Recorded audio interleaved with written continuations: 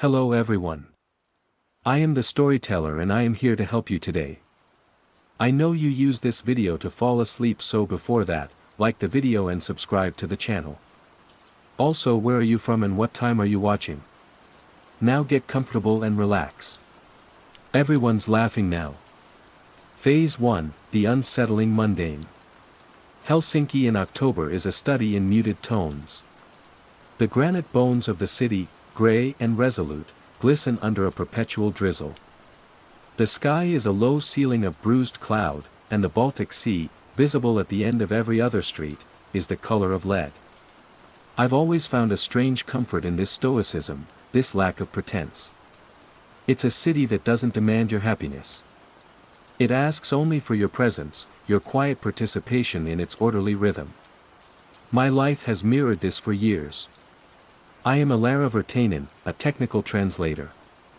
My days are spent in a clean, silent world of syntax and schematics, translating engineering manuals from German to Finnish from the solitude of my Kallio apartment. It's a life of precision, where every word has a specific weight and function. There is no room for ambiguity.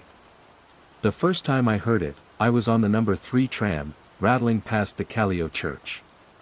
It was late afternoon, the tram car bathed in the jaundiced glow of its interior lights.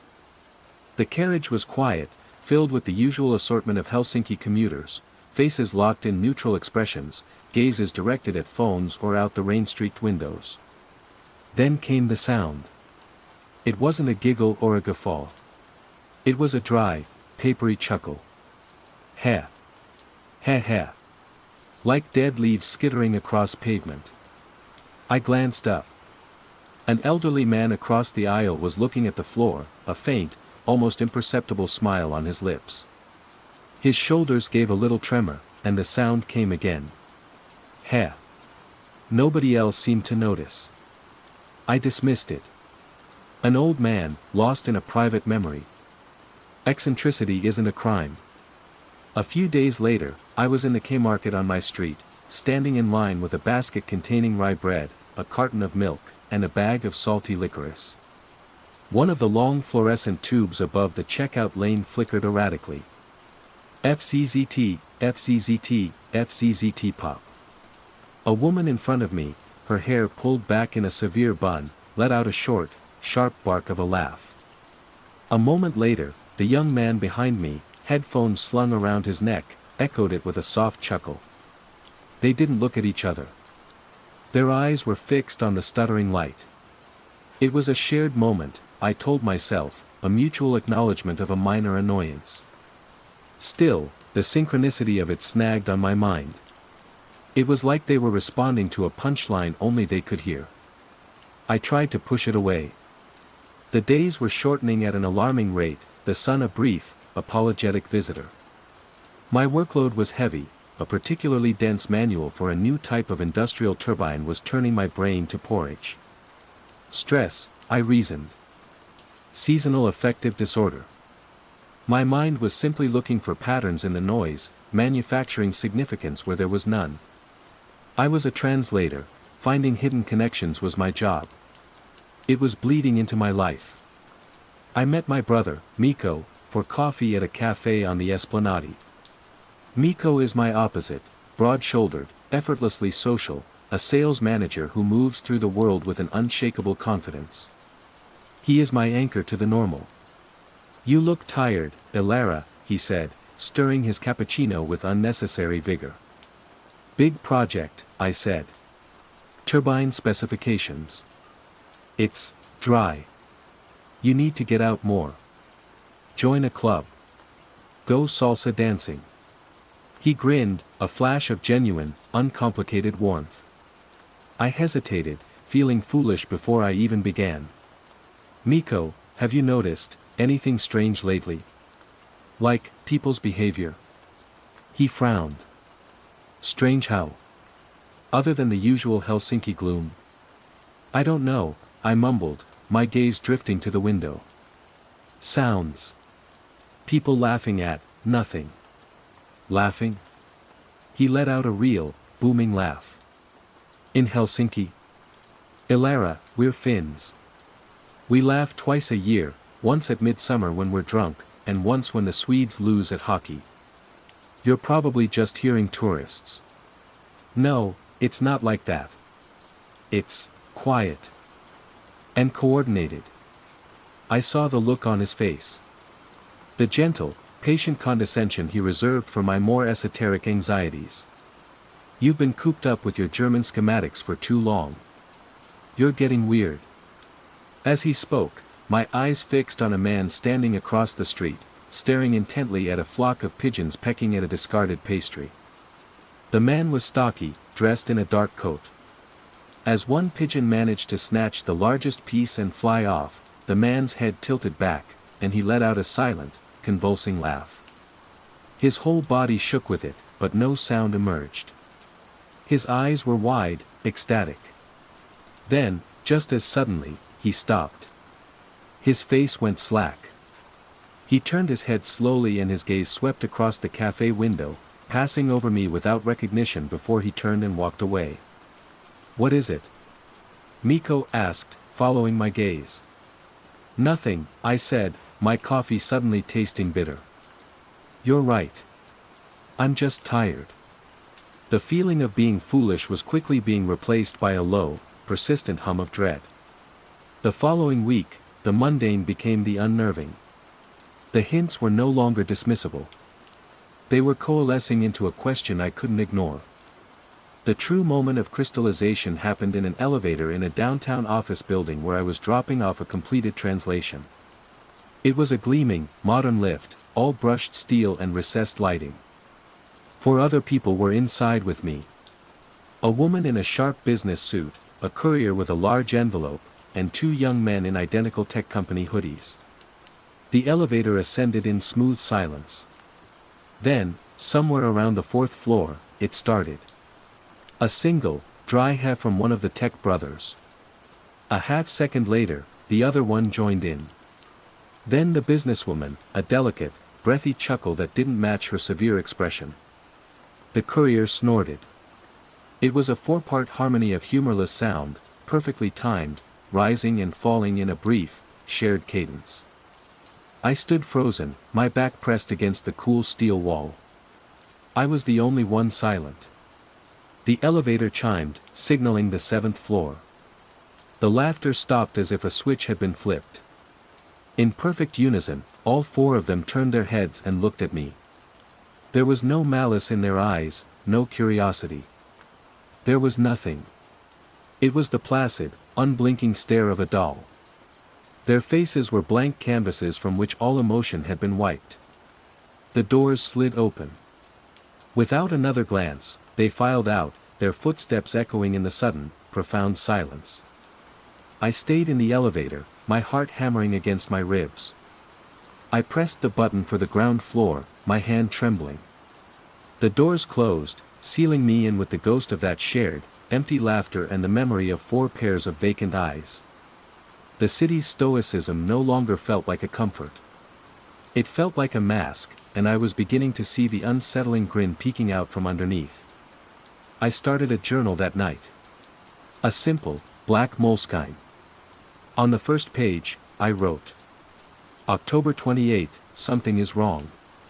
It's the laughter. Rationalization was no longer an option. I was past the point of explaining it away as stress.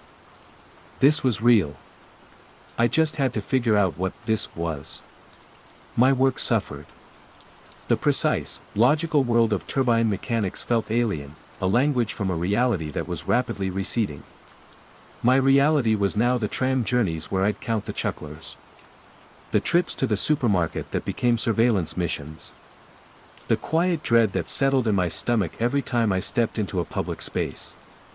November 4th, tram number 7, Sornainen stop. Trigger, a child dropped a red mitten. 3 people laughed. A man in his 20s, 2 women in their 50s. Strangers. The laugh was identical, 2 short hehs. They all looked at the mitten, then out the window. No eye contact between them.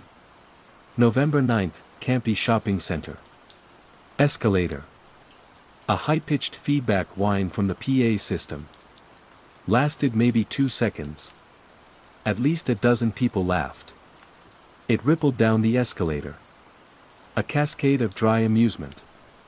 I pretended to be checking my phone, but I could feel their eyes on me. The silent ones are becoming more noticeable. The laughter was evolving. It wasn't just triggered by malfunctions or small mishaps anymore. It was becoming more abstract. A man laughing at the pattern of bricks on a wall. A woman chuckling at a cloud passing in front of the moon. They were finding humor in the very texture of the world, a joke that was written in a language I couldn't read. The silence that followed the laughter was the worst part. It was a waited, expectant silence. And then there was the stare. The brief, synchronized turn of heads toward the non-participants. Toward me. It wasn't accusatory. It was a registration. A census. Unaffiliated. Unconnected. Other. The feeling of isolation was a physical pressure, a cold weight on my chest. I felt like a ghost haunting my own city, the only one unable to see the vibrant, hilarious world that had bloomed in front of everyone else. I had to tell Miko. I couldn't carry this alone anymore. I needed my anchor. I called him, my voice tight with a forced calm I didn't feel. Ilara? You sound strange. Everything okay? Can we meet? Please. It's important.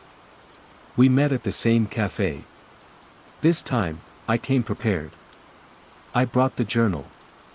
Okay, he said, leaning forward, his expression a mixture of concern and exasperation. What's this all about? I opened the notebook. Miko, you have to listen to me. Don't dismiss this. Just listen. I read him my entries, my voice low and urgent. I described the elevator, the escalator, the synchronized stairs. I detailed the triggers, the specific quality of the laugh, the creeping abstraction. He listened, his brow furrowed. When I finished, he was silent for a long time, staring into his coffee cup. Hope, fragile and desperate, fluttered in my chest. He was taking me seriously. Finally, he looked up. His eyes were soft with worry. Ilara, he said, his voice gentle. I talked to Mum and Dad. They're worried about you too. We all are. You've been under a lot of pressure. Working from home, alone all the time, especially with winter coming. The hope died, instantly replaced by a cold, sharp anger. This isn't about me being lonely, Miko. This is happening. Okay, he said, raising his hands placatingly. But you have to admit, it sounds paranoid. Mass-coordinated laughing. Staring. It sounds like something from a movie. He reached across the table and put his hand over mine. His skin was warm, solid. I know a good doctor. A friend of a friend. Just to talk. No pressure. Maybe get some medication to help you through the winter. I pulled my hand away as if his touch had burned me. You think I'm crazy. It wasn't a question. I think you're having a hard time, he corrected, but it meant the same thing. I snapped the journal shut. The conversation was over. I had shown him the monster, and all he could see was a sickness in me. My anchor hadn't just failed to hold, it had actively pushed me further out into the cold, empty sea. As I left the cafe, a biting wind swept down the esplanade. A newspaper page, caught in the gust, cartwheeled through the air. A man walking towards me, his face a mask of Nordic indifference, watched its frantic dance. He let out a single, explosive ha. And then looked directly at me. His eyes were placid, but his smile was wide and knowing. He knew I didn't get the joke. I walked faster, my world shrinking to the sound of my own footsteps on the pavement. I was utterly, terrifyingly alone. Phase 2, growing awareness and isolation. My apartment, once a sanctuary of quiet focus, became a prison cell. Leaving it required a calculated assessment of risk. The laughter was no longer a sporadic curiosity, it was a feature of the urban landscape, as common as the clang of a tram or the cry of a gull. The city was tuning itself to a new frequency, and I was a dissonant note. My journal became my only confidant, its pages filling with frantic script. November 15th. The triggers are gone. Or rather, everything is a trigger. I saw 3 people on the metro platform start laughing at the same time. No flicker, no dropped object. They just started.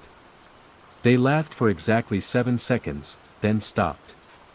They were looking at the digital timetable, which was functioning perfectly. November 21st. I saw it happen to someone.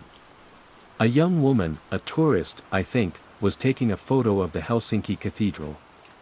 A man next to her started laughing his dry, rustling laugh. She looked at him, confused. He kept laughing, his eyes on the cathedral's green dome. Another person nearby joined in. Then another. Soon, a small crowd of about 10 people were all chuckling, their gazes fixed on the church. The tourist lowered her camera, a nervous smile on her face, as if trying to understand. She let out a hesitant, questioning laugh of her own. Heh. It was like she was trying to match their pitch. The moment she did, the laughter around her ceased. They all turned to her, and their collective expression wasn't a stare anymore. It was approval. A quiet, welcoming placidity. She blinked, her nervous smile fading into the same blankness. She put her phone in her pocket and just stood there with them, one of them, looking at the cathedral with newfound, inexplicable amusement. I had witnessed a conversion. It wasn't violent. It was a gentle, almost seductive, assimilation. The pressure wasn't to conform or be punished, it was to conform and be relieved of the burden of confusion. Just laugh. Get the joke. Join the chorus. My isolation was now absolute. I stopped answering Miko's calls. His worried voicemails felt like dispatches from a world that no longer existed. I ordered my groceries online. The only human contact I had was with the delivery driver, a brief, masked exchange at the doorway.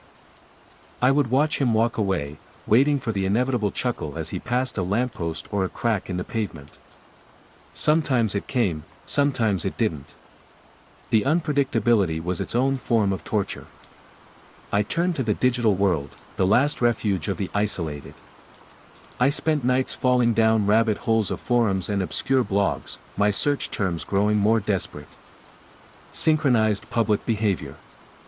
Mass psychogenic illness Helsinki. Shared auditory phenomenon. I found nothing but medical journals on historical manias and conspiracy theories about 5G towers. Then, buried deep within a defunct urban exploration forum from 2012, I found it. A single post from a user named silent_observer_MCR. The location was tagged as Manchester, UK. Subject, the chuckle. Anyone else notice this? It's been happening for a few months. People laughing at nothing. In the Arndale Center, on the trams. It's a really specific sound, like a dry cough. Sometimes they all do it at once. When I ask my mates, they look at me like I'm mad. Am I going mad? The thread had only 3 replies. The first said, "Lay off the spice, mate." The second, "Yeah, I heard it, thought it was weird." The third, and final, post was from a different user, a month later, "It's not funny anymore. They don't stop." And that was it. The thread died. Silent_observer_MCR never posted again. A cold dread washed over me. This wasn't new. This had happened before. It was a pattern, a quiet contagion that surfaced, bloomed, and then, what? Faded away. Or completely took over. The silence of the forum was more terrifying than any active threat. In my desperation for a space free from the sound, I found an unlikely sanctuary, the Campi Chapel. Tucked away in a corner of a bustling city square, it was known as the Chapel of Silence. A windowless, curved wooden structure, it was designed to be a haven from the noise of the city. I went there one afternoon, my nerves frayed raw.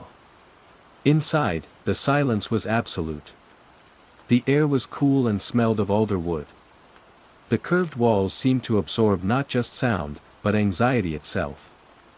There were a few other people sitting on the simple wooden benches, each lost in their own solitude. For the first time in weeks, my shoulders unclenched. There was no laughter here. It was as if the very architecture repelled it. I started going every day. It was my decompression chamber, the only place I felt sane. I would sit for an hour, just breathing.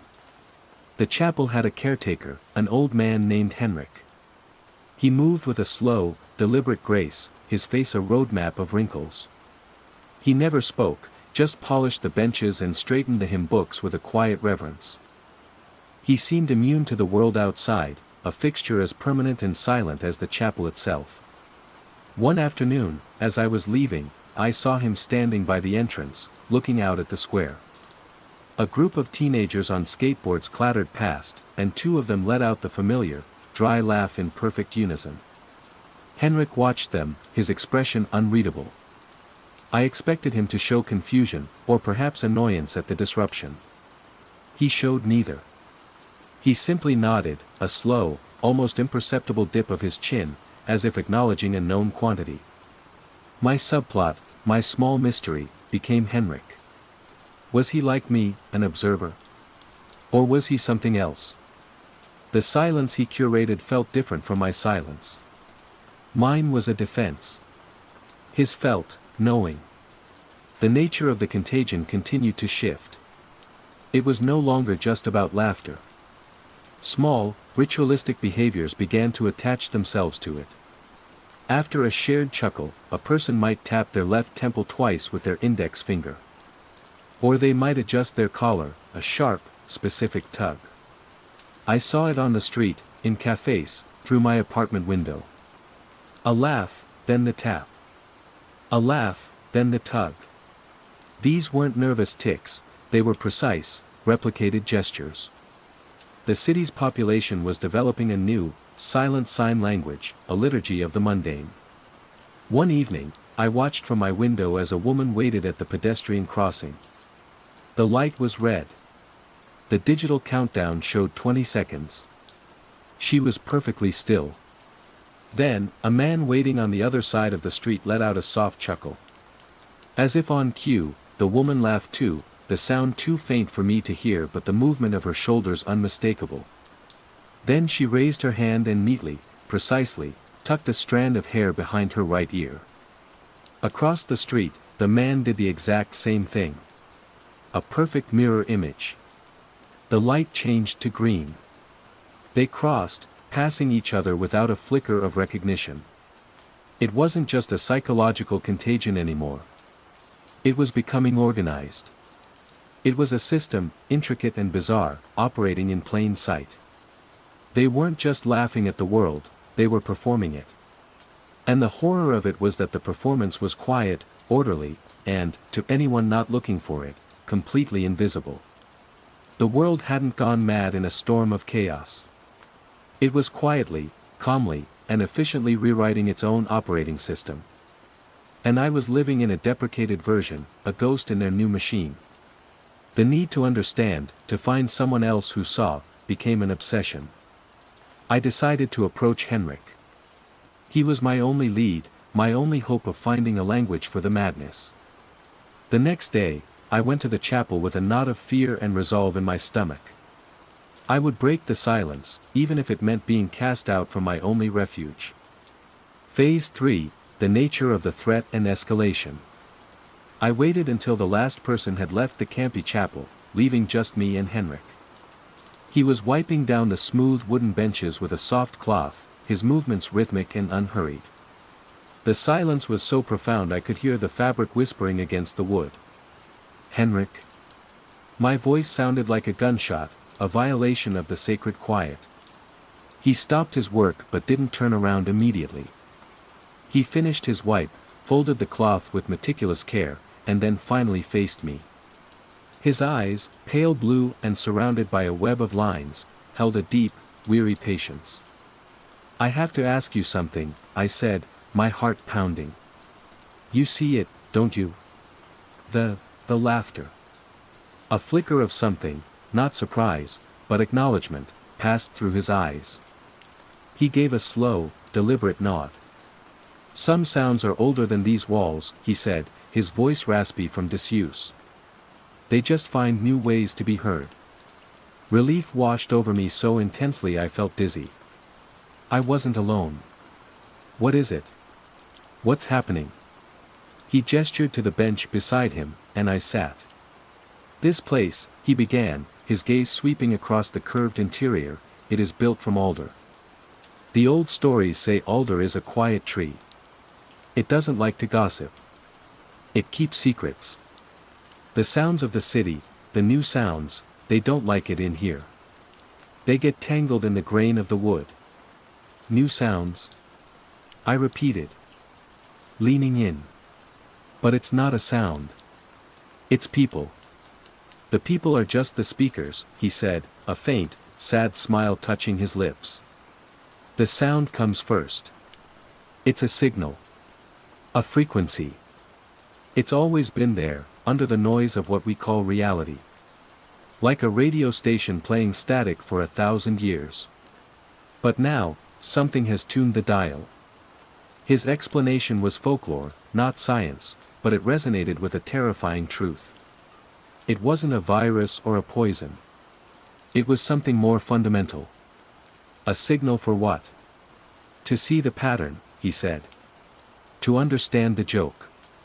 "The joke?" "The universe is not a serious place, Elara," he whispered, leaning closer. "It is an absurd, elaborate construction of rules that contradict themselves. A grand, cosmic mess. To us," he gestured vaguely toward himself and me, "it is chaos. To them," his eyes flickered toward the chapel door, toward the city beyond, "it is hilarious. The laughter is the sound of them finally getting it." He explained that he was a listener, like his grandfather before him. His family had been caretakers of quiet places for generations. They weren't immune, but they were trained to recognize the frequency without tuning into it. "To listen to it is to be captured by it," he warned, his pale eyes locking onto mine. "You hear the first note, you become curious about the melody, and soon you are singing along. You must learn to listen around it. To treat it as weather. You do not try to understand the rain, you just wear a coat." His warning was a lifeline. It gave me a strategy, a way to frame the struggle. I wasn't going mad, I was resisting a fundamental shift in perception. But even as I grasped this new understanding, the contagion was escalating outside the chapel's silent walls. The laughter itself had changed. It was no longer just the dry heh-heh. It had developed textures and tones. There was a low, rumbling chuckle that seemed to accompany the arrival of a metro train. A high, tinkling laugh that I heard whenever a flock of birds took flight. And most chillingly, a derisive, scornful laughter that sometimes erupted from crowds watching the news on public screens. They were laughing at reports of political conflict, economic downturns, environmental crises. They were laughing at the things we were supposed to take seriously. The pillars of our shared reality were becoming the punchlines to their private joke. The synchronized gestures also grew more complex. The simple tap or tug had evolved into short, intricate sequences. A laugh, then, tap temple, smooth eyebrow, touch chin. It was a silent, moving prayer. I saw a group of office workers on their lunch break, all sitting on a bench, laughing at a gust of wind that rustled the trees. Then, in perfect unison, they performed a complex, 5-second series of hand movements before resuming their placid silence. They were no longer just individuals infected with a strange tic. They were a chorus. They were a congregation. The world was cleaving in two, the laughing and the silent. And the silent were a dwindling minority. The pressure to join was immense, a constant, ambient psychic hum. Then came the call that shattered my fragile equilibrium. It was Miko. I had ignored his calls for weeks, but this time, he left a voicemail. His voice was strained, laced with a panic I had never heard before. Ilara. Ilara, pick up. Please. You were right. God, you were right. I'm hearing it now. All the time. At the office, on the street. It's everywhere. I thought it was just, but it's not. I don't get it. It doesn't make any sense. We need to talk. Please. Meet me. Central Railway Station. By the main clock. An hour. A wave of conflicting emotions crashed over me. Vindicating triumph, fierce protective love for my brother, and a sliver of icy fear.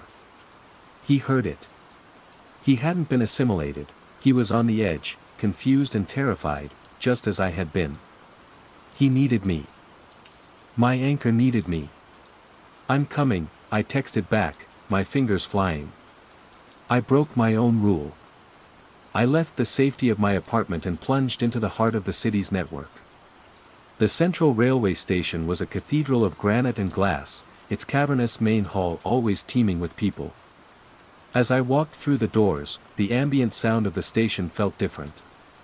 Underneath the announcements and the rumble of trains, there was a new layer, a low, constant undercurrent of soft, sporadic chuckles, rising and falling like the tide. I saw Miko standing under the clock. He looked pale, his shoulders hunched. He hadn't seen me yet. Relief, powerful and pure, surged through me. I was not alone anymore. I hurried towards him, weaving through the laughing, tapping crowds. Miko! I called out. He turned, and his face broke into a wide, relieved smile. Ilara! Thank God! I reached him, grabbing his arms. It's okay. It's okay. I know. I understand what's happening. You do? He asked, his eyes wide. Yes. It's a signal, a frequency. It's trying to make you see a pattern, a joke in everything. You have to resist it. You have to listen around it, I said, repeating Henrik's words like a mantra. Miko listened intently, nodding. A joke, he repeated, a strange light entering his eyes. He looked around the vast hall, at the people rushing for their trains, at the flickering departure board, at the intricate Art Nouveau flourishes on the walls. A joke, you know, it's funny you should say that. He looked back at me, and his relieved smile twisted into something else. Something placid and empty. Because I think, he said, his voice smooth and calm, I'm finally starting to get it. And then he laughed. It wasn't his old, booming laugh. It was the laugh. Dry, hollow, and perfectly pitched. Heh. Heh heh. My blood ran cold. The phone call hadn't been a cry for help. It had been a lure. Miko, no, I whispered, my hands falling from his arms. He just kept smiling his serene, vacant smile. Don't you see, Ilara? The timing of the trains. The way that man's shoelace is undone. The sheer, pointless complexity of it all. He let out another soft chuckle. It's hilarious. I was so worried before. So serious. But it's all just a joke. Around us, the ambient chuckling grew louder. People started to turn. A woman nearby laughed and tapped her temple. An old man across the way laughed and smoothed his collar. They were all looking at us. At Miko, with approval. At me, with a silent, patient expectation. Miko reached for my hand. Just listen, he said, his voice a soothing whisper. Stop fighting it. It's so much easier when you laugh. The laughter wasn't just a sound anymore. It was a pressure building inside my skull, a resonant frequency trying to find a purchase in my mind. It showed me things in flashes, the absurd symmetry of the tiles on the floor, the comical futility of a pigeon pecking at a stone, the hilarious rhythm of the blinking lights on the departure board. A part of my brain, a tired, terrified part, wanted to give in. It wanted the relief, the simplicity, the shared joy of the punchline. I looked at my brother's empty eyes, at the face of the man I loved, now just a speaker for the signal. And I knew this was not a confrontation I could win. It was one I could only survive. Phase 4, Confrontation/Revelation and Aftermath. My confrontation was not one of words or violence. It was a battle against a single, pervasive thought: let go. Miko's hand was on my arm, his grip gentle but firm. His face, once the most familiar landscape in my world, was now a mask of blissful vacancy. "It's so simple, Elara," he whispered, his voice mingling with the chorus of soft laughter that now filled the station hall. "Everything connects. Everything is funny." The pressure in my head intensified. The laughter wasn't just sound, it was information. It was a deluge of new sensory input, trying to overwrite my reality. The grand arches of the station ceiling seemed to bend in a comical wobble. The stern-faced statues of Finnish pioneers looked like they were trying to suppress a giggle. The serious, focused faces of the people rushing past were part of the joke, their self-importance. Their urgent errands, all a setup for a punchline they were tragically missing. My own panic began to feel absurd. Why was I fighting so hard? Why was I clinging to a reality of anxiety and isolation when I could simply join? A hysterical bubble of laughter rose in my own throat. I could feel it coming, the same dry, papery sound. Heh. The sound escaped my lips before I could stop it. It was weak, involuntary. Miko's smile widened. The people around us who were watching, their faces relaxed, their heads tilting in encouragement. They had heard my first note. They were waiting for the melody. The image of Henrik in his silent chapel flashed in my mind.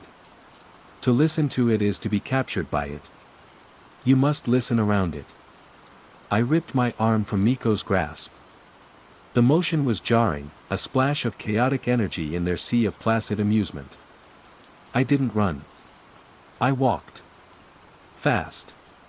My every muscle screaming to flee, but knowing that panic was a luxury I couldn't afford. Panic was part of the joke. "Elara, wait." Miko's voice was without urgency, a simple statement of fact. "You're going the wrong way." The laughter followed me, a wave of sound cresting at my back. It wasn't hostile. It was coaxing, inviting. It echoed from the granite walls, from the vaulted ceilings, from the mouths of strangers who turned as I passed, their faces alight with serene, baffling mirth. I pushed through the main doors and out into the biting November air. The city was alive with it. A bus hissed to a stop, and the passengers waiting to board shared a soft, synchronized chuckle. A traffic warden, writing a ticket, paused to laugh at the angle of the car's tire. The contagion was complete. It wasn't a fringe phenomenon anymore. It was the new normal. Helsinki was a city quietly, contentedly laughing at itself. My only thought was escape. To get away from the density, from the network, from the endless chorus. My family had a maki, a small summer cottage, 2 hours north of the city, nestled by a lake deep in the forests of Heim. It was a place of deep quiet, of snow-muffled winters and the lonely call of a loon in summer. It was my only hope. I got to my apartment, my mind a fortress of single-minded purpose.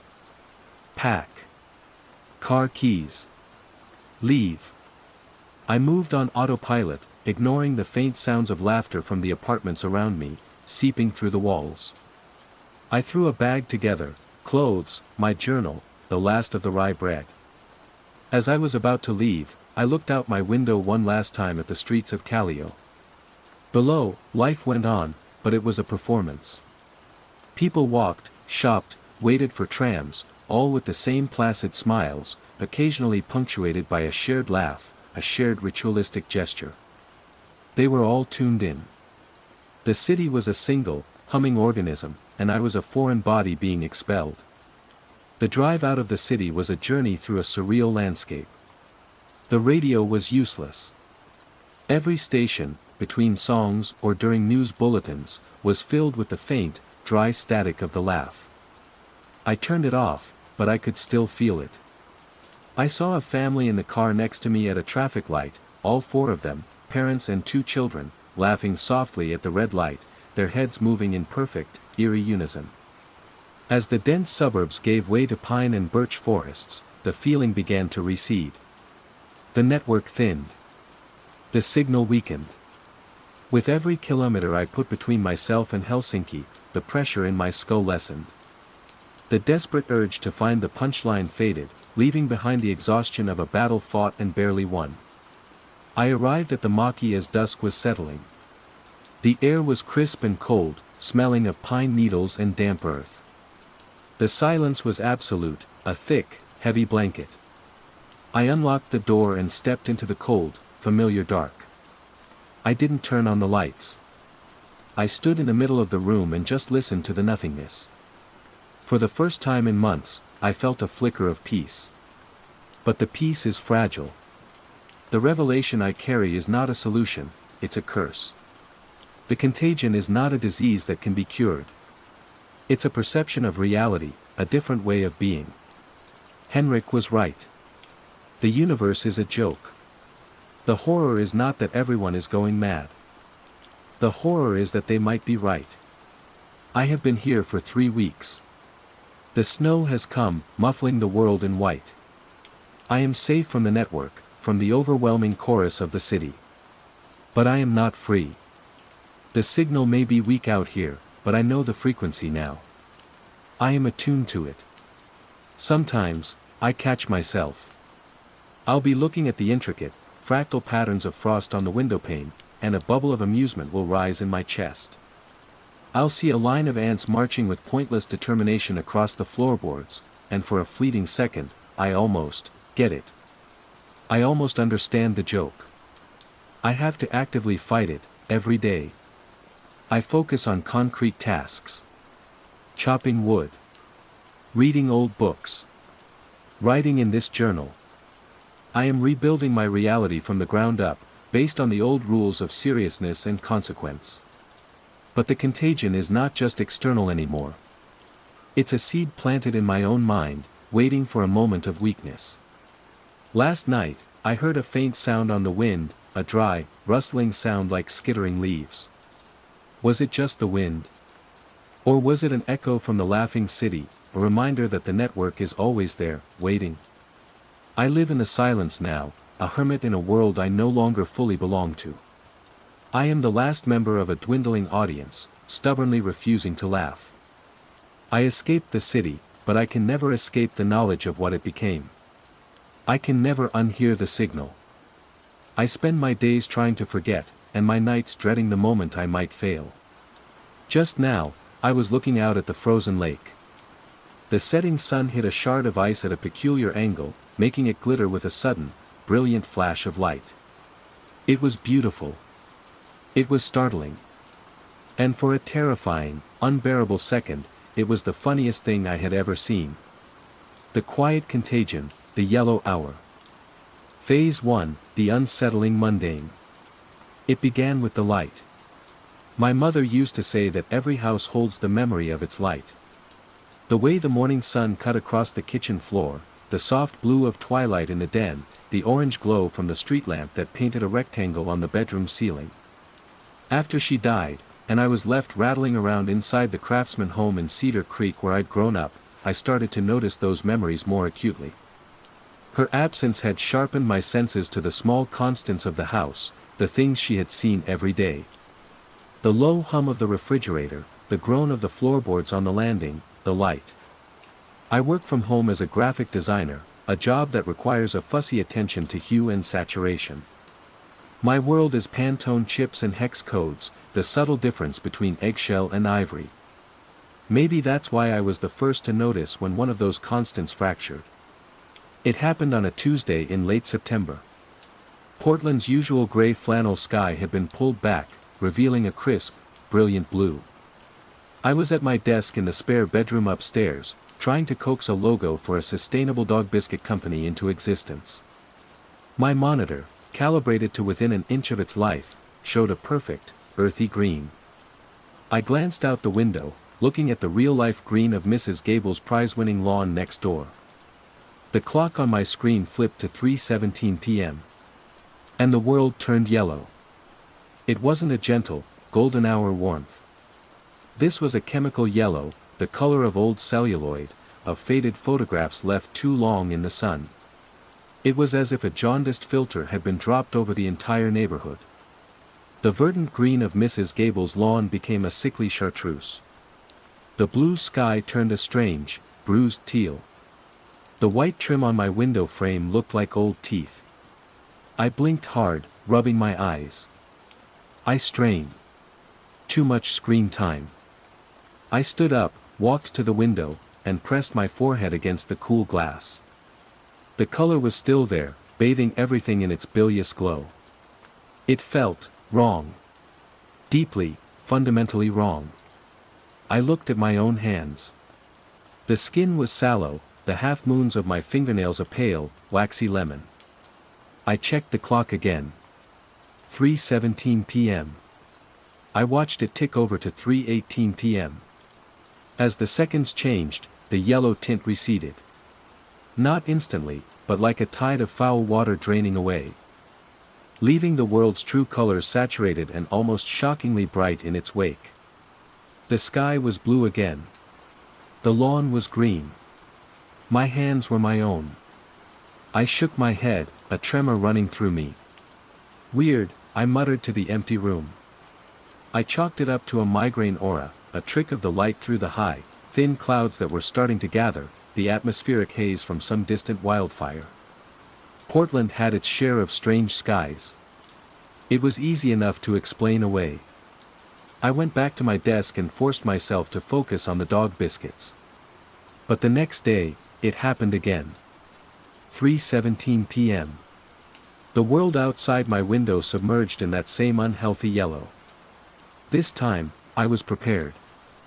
I grabbed my phone, fumbling to open the camera app. I snapped a picture of the street, of the Douglas fir at the end of our block whose needles had turned the color of rust. I looked down at the photo on my screen. It was a perfect, normal picture. Blue sky, green tree, gray asphalt. The camera hadn't seen it. Or, more unsettlingly, it had corrected it. My heart hammered against my ribs. I looked back out the window. The yellow was still there, thick and oppressive. And then I saw something else. The shadow cast by the mailbox on my lawn was wrong. The sun was low in the west, so the shadow should have been long and thin, pointing east. Instead, for a bare second, it stretched north, impossibly elongated, a dark, sharp spear of blackness that defied the laws of physics. Then, just as quickly, it snapped back to its correct position. At 3:18 p.m., the yellow vanished. I was left staring at a perfectly normal suburban street, my phone in my hand displaying a photo of a reality that no longer matched the one outside. I started keeping a log. A password-protected document on my laptop titled Observations. October 3rd, 3:17 p.m. Yellow light confirmed. Lasted 60 seconds. Saw Mrs. Gable's cat, Patches, walk behind her prize rose bush. The cat did not emerge from the other side. A minute later, after the light faded, Patches was sitting on her front porch, washing a paw, as if he'd been there all along. October 5th, 3:17 p.m. Yellow light. The reflection of a passing car in our living room window moved a full second after the car itself had gone by. It was like watching a delayed video stream of reality. October 8th, 3:17 p.m. Yellow light. While it was active, I looked at the corner of my house from the driveway. The 90-degree angle seemed to soften. To curve, just for an instant, into something fluid and impossible before hardening back into concrete and siding. My sister, Lena, called that evening. Her voice was a welcome anchor to the world I used to know. "How are you holding up, Eli?" she asked. The question was always tinged with a delicate concern, the kind reserved for someone recently bereaved and living alone. "I'm okay," I lied. Work is busy. Just sorting through more of Mom's stuff. You need to get out of that house. We could get dinner this weekend. Yeah, maybe, I said, my eyes drifting to the window. Hey, Lena, have you noticed anything weird with the light lately? In the afternoons? A pause. Weird how? It's autumn. It gets dark earlier. No, not that. It's the color. Around 3-ish. It just looks yellow. Yellow? She sounded amused. Like golden hour. It's pretty. No, I insisted, my voice tighter than I intended. Not pretty. Sickly. Like everything stained. The line was quiet for a moment. Then, her voice softened with that familiar therapeutic cadence. Eli, have you been sleeping? Grief can do strange things to your perception. Maybe you should talk to Dr. Matthews again. Dismissal. Gentle, loving, but dismissal all the same. She thought I was cracking under the strain. And why wouldn't she? It was the most logical explanation. It was the explanation I desperately tried to cling to myself, even as the entries in my observations file grew longer and more detailed. The yellow hour was my private madness, a daily appointment with the uncanny. The world would break for 60 seconds, and I was the only one with a ticket to the show. One afternoon, I forced myself to walk. I needed to see it outside the confines of the house. I ambled down Cedar Lane as 3:15 ticked by, my nerves shot. The air was cool, smelling of damp earth and wood smoke. At 3:16, I stood on a street corner, a block from my home, pretending to check my phone. Then it came. 3:17, the wave of yellow washed over me, and the world soured. The chrome bumper of a parked minivan turned a dull, chemical brass. A child's red tricycle on a lawn looked like it was covered in dried blood. But the most jarring thing was the sound. Or the lack of it. The distant hum of traffic on the highway seemed to thin out, becoming a faint, tinny buzz. The chirping of a sparrow in a maple tree abruptly ceased. A dog barking 2 houses down was cut off mid-yap. It was as if the world's volume knob had been turned down to 1. I called this new discovery the stillness. I looked around, frantic. A man was jogging towards me, his face a mask of determination, headphones in. He ran through the yellow light without breaking stride, his neon green shirt now a putrid lime. A woman was pulling weeds from her flower bed, her movements smooth and untroubled. No one else noticed. No one else seemed to hear the silence. They were all moving through this corrupted minute as if it were any other. I felt a surge of profound, terrifying isolation. I wasn't just seeing things. I was in a different layer of reality from everyone else. At 3:18, the sound of the world rushed back in, the traffic, the birds, the dog resuming its frantic barking exactly where it left off. The colors snapped back into place. Everything was normal. Except me. I was left standing on the corner, trembling, a ghost in my own neighborhood. Phase 2, growing awareness and isolation. My life split into 2 distinct modes, the 59 minutes of every hour I spent trying to function, and the single, jaundiced minute I spent questioning my own existence. The observations file became my scripture, my only proof. I started including screenshots of the clock, detailed diagrams of the impossible geometries, even attempts to describe the specific quality of the silence. I wrote about the unsettling feeling that accompanied the yellow hour, a sense of being watched not by a person, but by a process. A vast, indifferent system checking its work. The rationalizations I'd built to protect myself crumbled one by one. It wasn't my eyes, I'd had them checked. It wasn't my psyche, Dr. Matthews said my grief was presenting normally. It wasn't the weather, I cross-referenced my logs with atmospheric data from the National Weather Service. Sunny, cloudy, raining, it made no difference. At 3:17 p.m., the world bled yellow. My isolation became a physical thing, a heavy cloak I couldn't take off. Conversations with Lena became minefields. I'd bite my tongue to stop from screaming. It happened again today. The corner of the library folded in on itself. Instead, I'd talk about work, about sorting Mom's china, my voice sounding hollow and distant even to my own ears. She started suggesting I move back to the city, that the house was too much for me. I knew she meant well, but it felt like an attempt to quarantine me, to move the problem somewhere she didn't have to look at it. My only goal became to prove it, to find one other person who saw what I saw. I needed an anchor, a witness. My plan was simple, and in retrospect, idiotic. I invited Lena over for a late lunch on a Saturday. "It'll be nice," I said over the phone, my voice a strained facsimile of casualness. "I'll make that risotto you like." She arrived at 2, and we made small talk. I kept glancing at the clock, my anxiety a coiling knot in my stomach. I steered the conversation towards the living room, positioning her on the sofa with a perfect view out the large picture window. "That's a beautiful print," she said, pointing to a framed photo of Mount Hood I'd hung.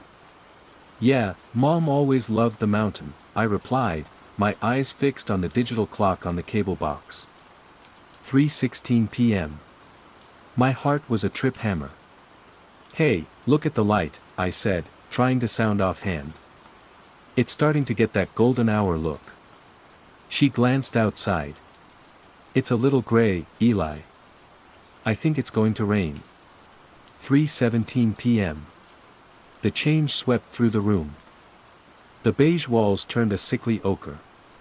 The green of the trees outside deepened to a swampy morass.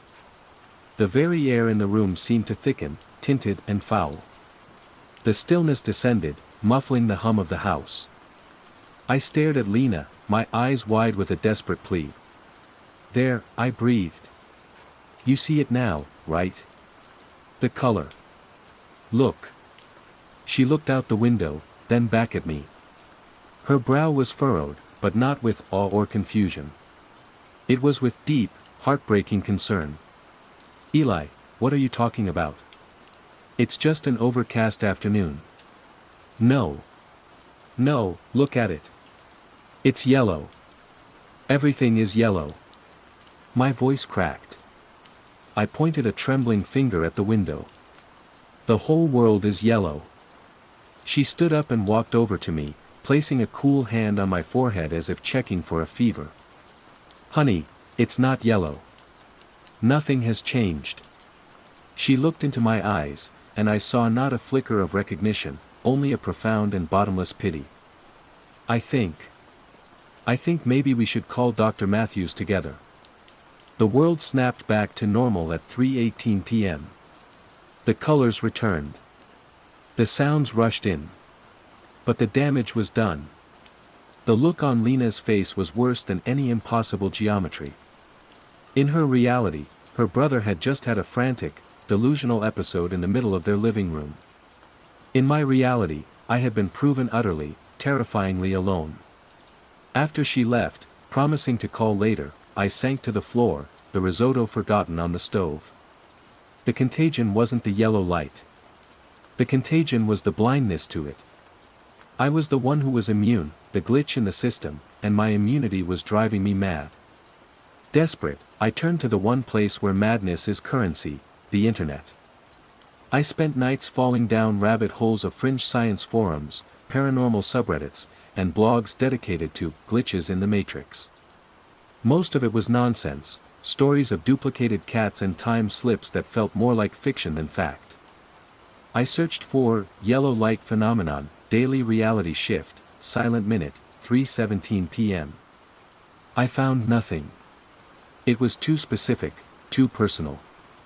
Then, buried deep in a forum about sensory processing disorders, on a thread that was 6 years old, I found it. A single comment from a user named Cassandra_V. "It's not a disorder. It's a tuning. Some of us are just stuck on the old frequency. Do you ever notice the jaundice? Or the way the right angles go soft? They don't like to be watched while they're recalibrating. The post had no replies. The user's profile was blank, their post history deleted. But the words, the jaundice. Right angles go soft. Were a jolt of electricity. Someone else knew. Someone, somewhere, had seen it too. Alongside this frantic, digital search, a smaller, more localized mystery began to unfold.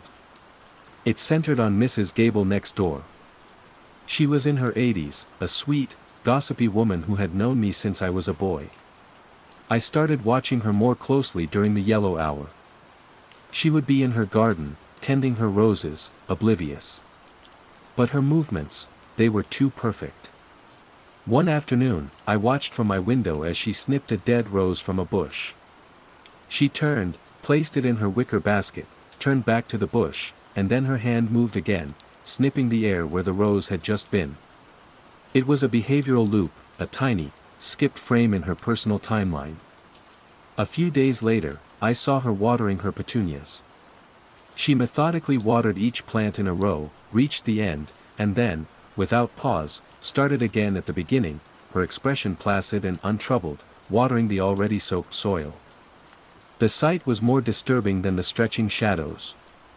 This wasn't the environment warping, this was a person warping. It was subtle. Anyone else would have thought her merely forgetful, a bit dotty in her old age. But I saw it for what it was, another symptom. She was part of it. Her mind was being recalibrated, along with the light and the geometry, and sometimes the process wasn't seamless. I decided to talk to her, not about the light, but about anything, just to see if I could sense the wrongness up close. I caught her at her mailbox one morning. "Morning, Mrs. Gable," I said, forcing a smile. "Elias, dear. So good to see you out and about," she chirped, her eyes twinkling. "You're looking thin. Are you eating properly?" "Trying to," I said. "Your roses are looking incredible this year." "Oh, you're sweet to say so. It's a battle, you know. The aphids are terrible. And the light is so important." My blood ran cold. "The light?" "Of course, dear," she said, her smile never wavering. "You have to get the afternoon sun just right. Not too harsh. Consistent. That's the secret. Consistency." She patted my arm, her touch papery and dry, and shuffled back to her house. The word hung in the air, consistency. Was it a warning? A clue? Or just an old woman talking about her garden? I couldn't tell. All I knew was that my quiet suburban street was beginning to feel like the uncanny valley, a place that looked almost right, but felt horribly, fundamentally wrong. Phase 3, the nature of the threat and escalation. The email I sent to the dead address associated with Cassandra_V was a desperate shot in the dark. I didn't expect a reply. I poured everything into it, the yellow light, the 3:17 p.m. timing, the sound, the geometric distortions, the loops in behavior. I felt like a man building a message in a bottle while standing on a sinking ship. 3 days later, a reply appeared in my inbox. It was from an encrypted, anonymous email service, and contained only a few lines. "Stop logging it. Stop timing it. You're flagging yourself as an error. The system is designed for consensus. Your perception is a deviation. The more you focus on it, the more the system will focus on you. This is my only warning. Do not write again." The message was both a terrifying validation and a death sentence for my hope. It confirmed I wasn't crazy, but it offered no alliance, no solution, only a command to surrender. The system. Cassandra_V spoke of reality as if it were a piece of software. Recalibrating. Deviation. Error. It clicked into place with a horrifying resonance. The yellow hour wasn't a phenomenon happening to the world, it was a process the world was undergoing. A daily maintenance cycle, a defragmentation of reality itself. And the blindness of everyone else wasn't a contagion, it was the baseline, the intended state. They were the ones running the correct software. I was the one with the compatibility issue. My grief, my isolation, my artist's obsessive eye for detail, had it somehow made me unable to accept the daily patch. This new theory shifted my fear from the unknown to the known. I was a bug. And bugs get fixed. The escalation began subtly. The yellow hour started to feel less like a passive event and more like an active intrusion. One afternoon, at 3:17, I was in the bathroom. I glanced at the mirror and my reflection smiled at me, a wide, slow grin that spread across its face a full half-second before I moved my own muscles. I recoiled, stumbling back against the door, my heart seizing. The reflection's smile faded, and it resumed its mirroring of my own terrified expression. Another day, I was driving home, trying to time my trip to avoid being on the road during the hour. I failed. At 3:17, the world outside my windshield washed with yellow. I passed a row of identical tract houses, and for a moment, they weren't houses at all. Through my driver's side window, I saw the street. But through the passenger window, for a split second, I saw the interior of my own living room, empty and silent, bathed in that same sickly light, as if I were driving through my own home. I swerved, the tires screaming, narrowly avoiding a parked car. The environmental warping was no longer confined to the periphery. It was becoming confrontational. The world wasn't just glitching, it felt like it was testing me, pushing at the edges of my sanity, trying to provoke a reaction. The warning from Cassandra_V echoed in my mind. The more you focus on it, the more the system will focus on you. I had been its sole, dedicated observer, and now the observed was looking back. My paranoia deepened. I felt a constant, low-grade awareness of being monitored. Was it Mrs. Gable, with her placid smiles and looped behaviors? Was it the delivery guy who always seemed to linger a moment too long? Or was it something more fundamental, woven into the very fabric of the neighborhood? The streetlights flickered in patterns that seemed almost like code. The rustle of leaves in the wind sounded like whispers. I knew I couldn't trust Lena. She was part of the consensus reality, a willing participant in the daily override. Contacting Cassandra_V was a dead end. I was trapped. My only option, it seemed, was to follow the cryptic advice, stop looking. Pretend. I tried. For a week, as 3:17 approached, I would go into the basement, a windowless room, and sit in the dark. I wouldn't time it. I would put on loud music, trying to drown out the stillness. I would focus on my breathing, on the rough texture of the concrete floor beneath my hands, on anything but the world outside. I tried to blind myself. It didn't work. I could still feel it. Even in the dark, I could sense the shift. The quality of the air changed. The pressure in my ears dropped. The darkness itself seemed to take on a yellow, buzzing quality. And the silence was absolute, made even more profound by the absence of the house's usual groans and creaks. Hiding was useless. The system wasn't outside my window, it was the window.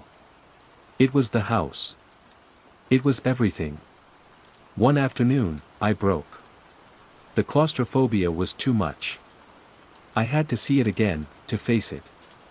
As the clock neared 3:17, I stood on my front porch, my hands clenched into fists. The yellow light washed over the street. The stillness fell. And then I saw it. It wasn't just Mrs. Gable. It was everyone. Mr. Henderson, 3 doors down, was frozen mid-stride, 1 foot hovering over the pavement as he brought in his recycling bin. A teenage girl on a bicycle was stock still at the intersection, balanced perfectly, her hair unmoving by any breeze. The world hadn't just gone quiet, it had paused. Everyone was a statue, a frozen frame in a cosmic film strip. Everyone but me. I was the only thing moving. A single, frantic nerve twitching in a paralyzed body. The jogger, the gardener, the mailman, I'd seen them moving through the hour before, but maybe I had seen wrong. Maybe they only appeared to be moving, their actions pre-programmed parts of the recalibration that I was only now separate enough to see as false. Or maybe the system was escalating its efforts, showing me the truth of my isolation. As I stood there, alone, conscious entity in a frozen world, a new and terrible thought bloomed in my mind. What if the goal wasn't just to make me ignore it? What if the goal was to make me join it? To stand still like all the others, to accept the pause, to let my own code be rewritten. The terror was replaced by a surge of defiant rage. I wouldn't be fixed. I wouldn't be paused. I took a step off the porch, my foot landing on the walkway with a crunch that sounded like a gunshot in the profound silence. At the sound, something changed. Slowly, unervingly, Mr. Henderson's head turned.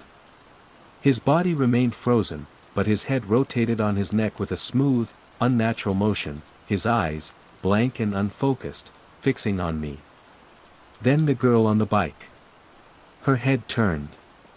Then Mrs. Gable, visible through her living room window, her head swiveling to face my direction.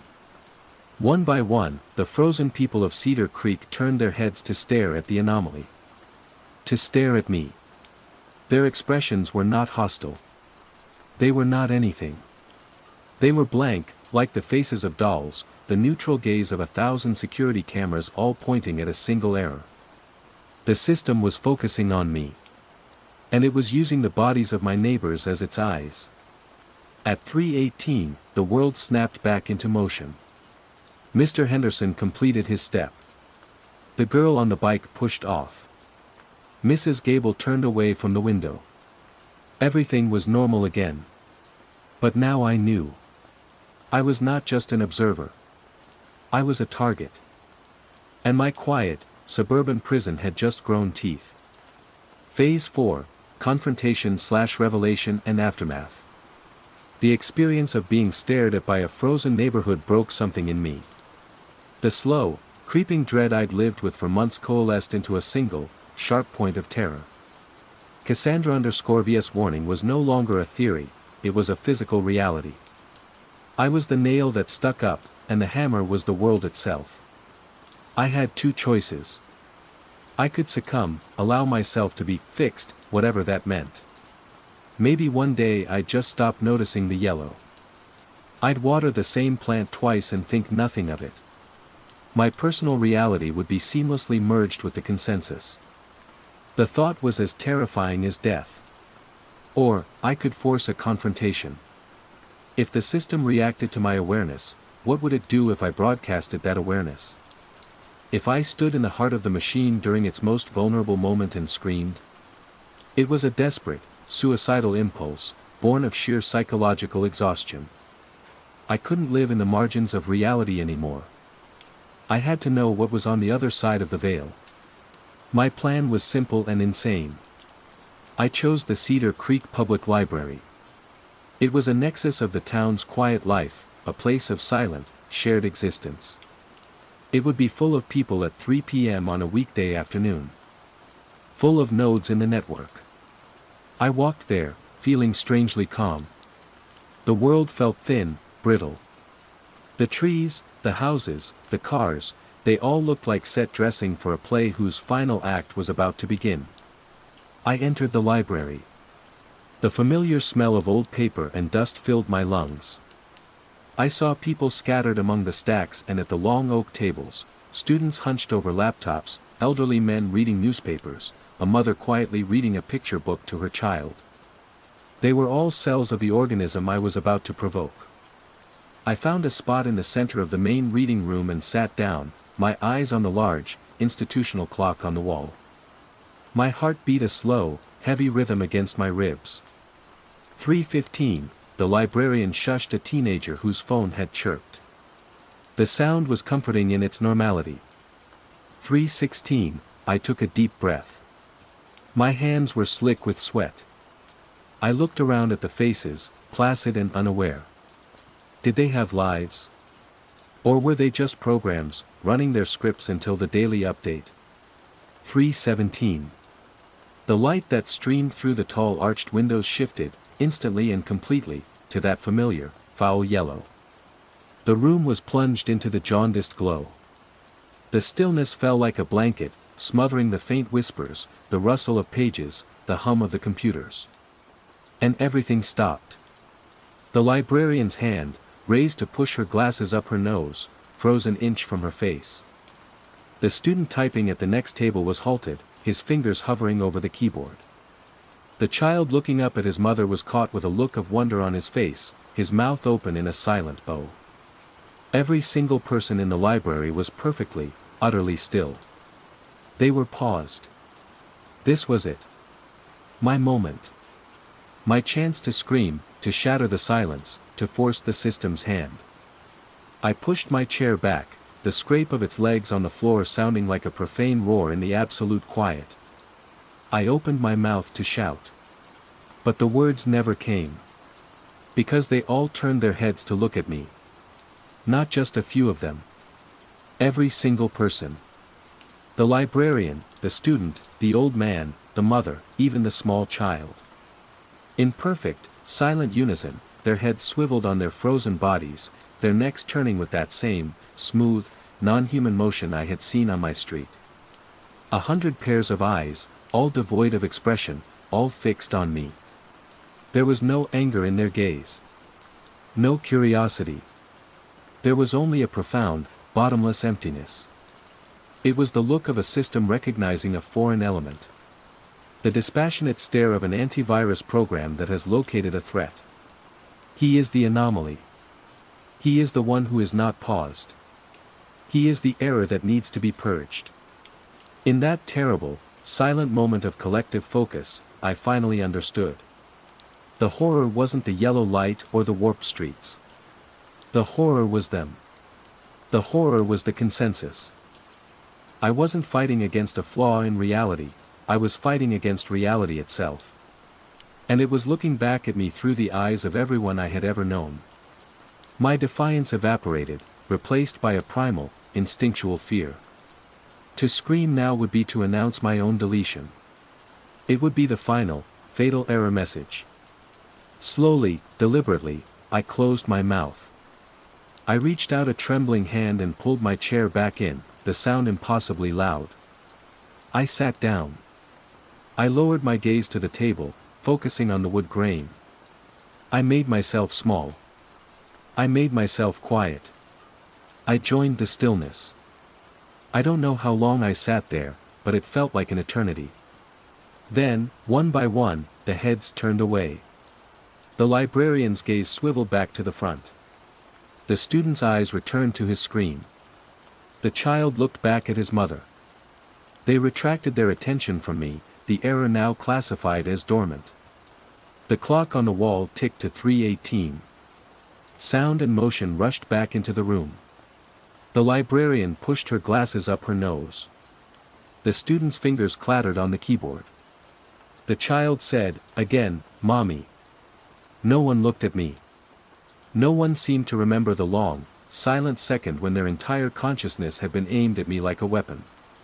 The moment had been erased from their code. I stood up on shaky legs and walked out of the library, back into the now normal afternoon light. I had confronted the system, and I had lost. Or perhaps, I had won. I had survived. Underscore underscore underscore underscore underscore underscore underscore underscore underscore underscore underscore underscore underscore underscore underscore underscore. It has been 6 months since that day in the library.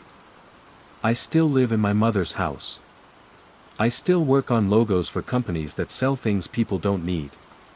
Lena calls sometimes, our conversations are easier now. She says I sound better, more grounded. She's right. I have adapted. I know the nature of the world now. I live inside the machine. I understand its maintenance cycles. When 3:16 p.m. approaches, I don't hide. I don't fight. I find a quiet place to sit. I regulate my breathing. I prepare. When the yellow light comes, I welcome it. I let the stillness wash over me. Sometimes, I still see the glitches, the bent corners, the looping neighbors, the reflections that move on their own. They no longer scare me. They are just artifacts of the rendering, the seams of the simulation. I have learned to look at them with a kind of detached, academic interest. My survival depends on my silence, on my complicity. I am the man who knows the stagehands are there but pretends the play is real. My awareness is the secret I must keep to avoid being scrubbed from the program. The contagion won, not by destroying me, but by forcing me to participate in the quiet. The clock on my wall ticks towards 3:17. I take a deep breath, close my eyes, and for one long, golden minute, I pretend I see nothing at all. The quiet contagion, her teeth were different. Phase 1, the unsettling mundane. It always rains in Manchester. Not the dramatic, thunderous downpours of films, but a persistent, fine-misted drizzle that seeps into your bones and makes the city's red brick weep dark streaks onto the pavement. I'd always found a strange comfort in it, a reliable gray blanket over the chaos of the northern quarter. It was my city's default setting. Predictable. My life was similarly predictable. I'm Leo, a graphic designer at Artifacts, a small agency with aspirations bigger than its client list.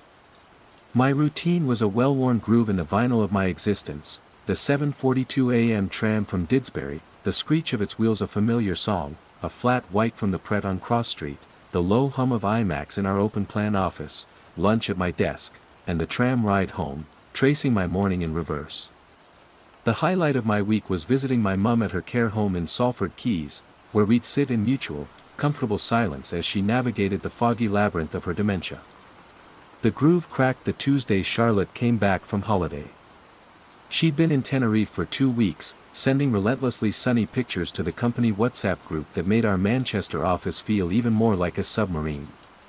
She swept in that morning, tanned and radiant, bearing a box of crushed tern. "Morning. All," she chirped, dropping the box on the communal table. "Miss me?" We all murmured our welcomes. I looked up from a particularly tedious branding guide I was working on and smiled. "Welcome back, Char. How was it?" "Oh, amazing," she said, beaming at me. And that's when I saw it. Her teeth. It wasn't a Hollywood transformation. She hadn't come back with a set of blindingly white, unnaturally perfect veneers. It was subtler than that. Her bottom incisors, one of which I distinctly remembered overlapping the other ever so slightly, a tiny imperfection I'd noticed months ago during a tedious meeting, were now perfectly, immaculately aligned. It was as if a celestial orthodontist had paid her a visit on the beach.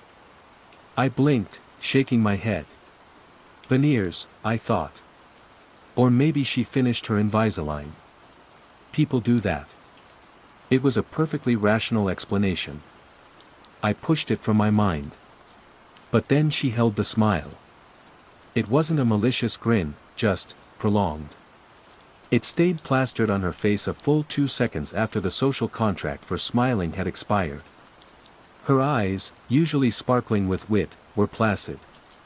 It was a buffer face, a loading screen for an emotion that never quite arrived. "Leo," she said, the smile finally retracting with a soft click I felt more than heard. "Sorry," I mumbled, turning back to my screen. "Zoned out. Glad you had a good time." The rest of the day was normal, or I convinced myself it was. But I couldn't stop sneaking glances at her. The way she typed seemed different, more economical. Less of the frantic, tea-fueled clatter and more of a steady, rhythmic tap-tap-tap. When Dave from IT came over to fix her printer connection, he knelt beside her desk. They chatted for a moment, and as he stood up, he gave her the same smile. Broad, pleasant, and a beat too long. I felt a cold knot tighten in my stomach. I dismissed it as my own anxiety. I've always been prone to overthinking, to seeing patterns where there are none. My therapist used to call it catastrophizing. It was just a coincidence. People get dental work done. People hold smiles. It meant nothing. The first joke happened on Thursday. Charlotte was on a client call, trying to smooth over a missed deadline. I was only half listening, adjusting the kerning on a block of text, when I heard her say it. Don't worry, we'll get it sorted. In the meantime, here's a funny one for you. What did the lamppost say to the pavement? A pause. Her voice was strangely flat, devoid of its usual Mancunian lilt. Don't look now, I'm changing. I frowned. The client on the other end was silent for a moment before giving a confused chuckle. It was a terrible joke. Nonsensical. The kind of thing you'd find in a Christmas cracker assembled in a factory with no quality control. But Charlotte, who had a genuinely sharp sense of humor, delivered it with the serene confidence of a seasoned comedian. She finished the call, turned to her monitor, and resumed her steady, rhythmic typing. I decided to keep a log. Not a physical journal, that felt too dramatic, too conspiratorial, but a locked document on my laptop named oddities.docs. The first entry was simple. Tuesday, Charlotte's teeth. Straighter. The long smile. Thursday, Dave from IT. Same smile. Thursday PM, C told the lamppost joke. Bizarre. It felt foolish to write it down, like I was scripting my own paranoia. For a week, the document remained untouched. Life went on. The rain fell. The tram screeched. I started to believe I'd imagined the whole thing, a brief flicker of stress-induced madness. Then came the tram ride. It was a Tuesday, exactly 1 week after Charlotte's return. The carriage was packed, the windows fogged with the breath of damp commuters. I was standing, clutching a pole, listening to a podcast about forgotten histories. 2 men stood near me, strangers to each other from what I could tell, one in a sharp suit, the other in a high-vis jacket. The man in the suit sighed, looking out at the blur of terraced houses. Long day, he said to the man in the jacket. The other man nodded. Tell me about it. Here's one for you, mate. What did the lamppost say to the pavement? My blood ran cold. I pulled out my earbuds, my heart hammering against my ribs. The man in the suit looked at him, his face blank. After a moment, a slow smile spread across his lips. The smile. Don't look now, he replied, his voice a monotone echo of Charlotte's. I'm changing. They didn't laugh. They just nodded at each other, a flicker of silent understanding passing between them, before turning to face the doors as the tram pulled into St. Peter's Square. I stumbled off the tram, my legs unsteady. It wasn't a coincidence. It was a script. A quiet, creeping script that was being handed out to the people of my city, and for some reason, I hadn't received my copy. I looked up at the grey sky, at the grand Victorian facade of the Central Library, and for the first time, the familiar comfort of Manchester felt alien.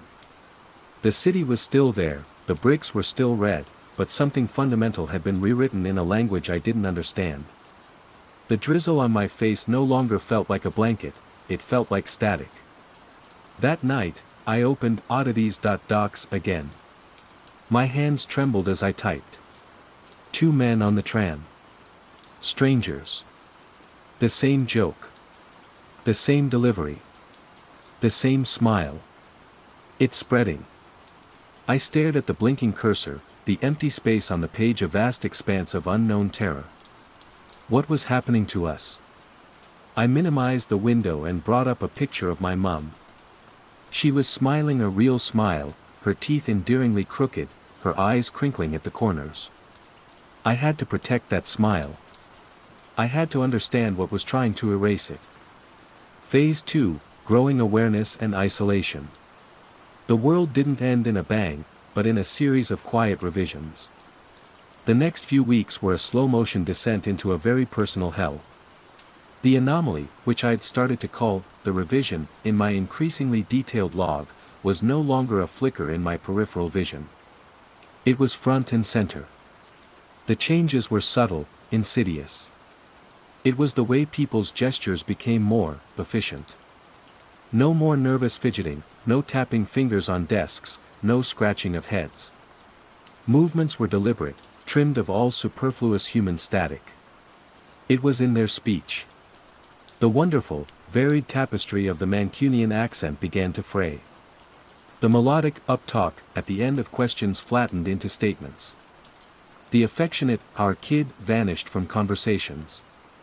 Language was being streamlined. The smile became the new social punctuation, a placid acknowledgement that replaced nods, grimaces, and shrugs. The lamp-post joke became a shibboleth, a verbal handshake. I heard it everywhere, from a barista at Pot Kettle Black, from a ticket inspector on a train to Piccadilly, from a teenager talking to his friend outside the Arndale. Each time, it was delivered with the same sterile precision, and met with the same vacant, lingering smile. My office at Artifacts became a fishbowl. I was the last colorful, erratic fish swimming amongst a school of sleek, silver, revised ones. Dave, Charlotte, even my boss Sarah, they were all gone. She called me into her office one afternoon. "Leo, can we have a word?" Her office, once a chaotic collage of mood boards and half-finished sketches, was now starkly minimalist. Everything was at right angles. "Of course, Sarah." She smiled the smile. It didn't reach her eyes. "I've been reviewing your output. It's good. Creative.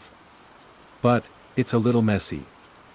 Your file naming conventions are inconsistent." "I can tidy them up," I said, my voice sounding thin. "Good," she said. "Efficiency is clarity." The phrase hung in the air, polished and alien. She stared at me, her smile unwavering. I felt an overwhelming urge to tell her everything, to shake her and scream, "What's happened to you? Don't you remember how to laugh properly?" Instead, I tried a different tack, a gentle probe. "You know, it's funny you say that.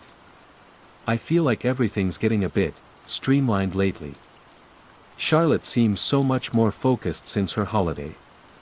Did she get her teeth done?" "They look great."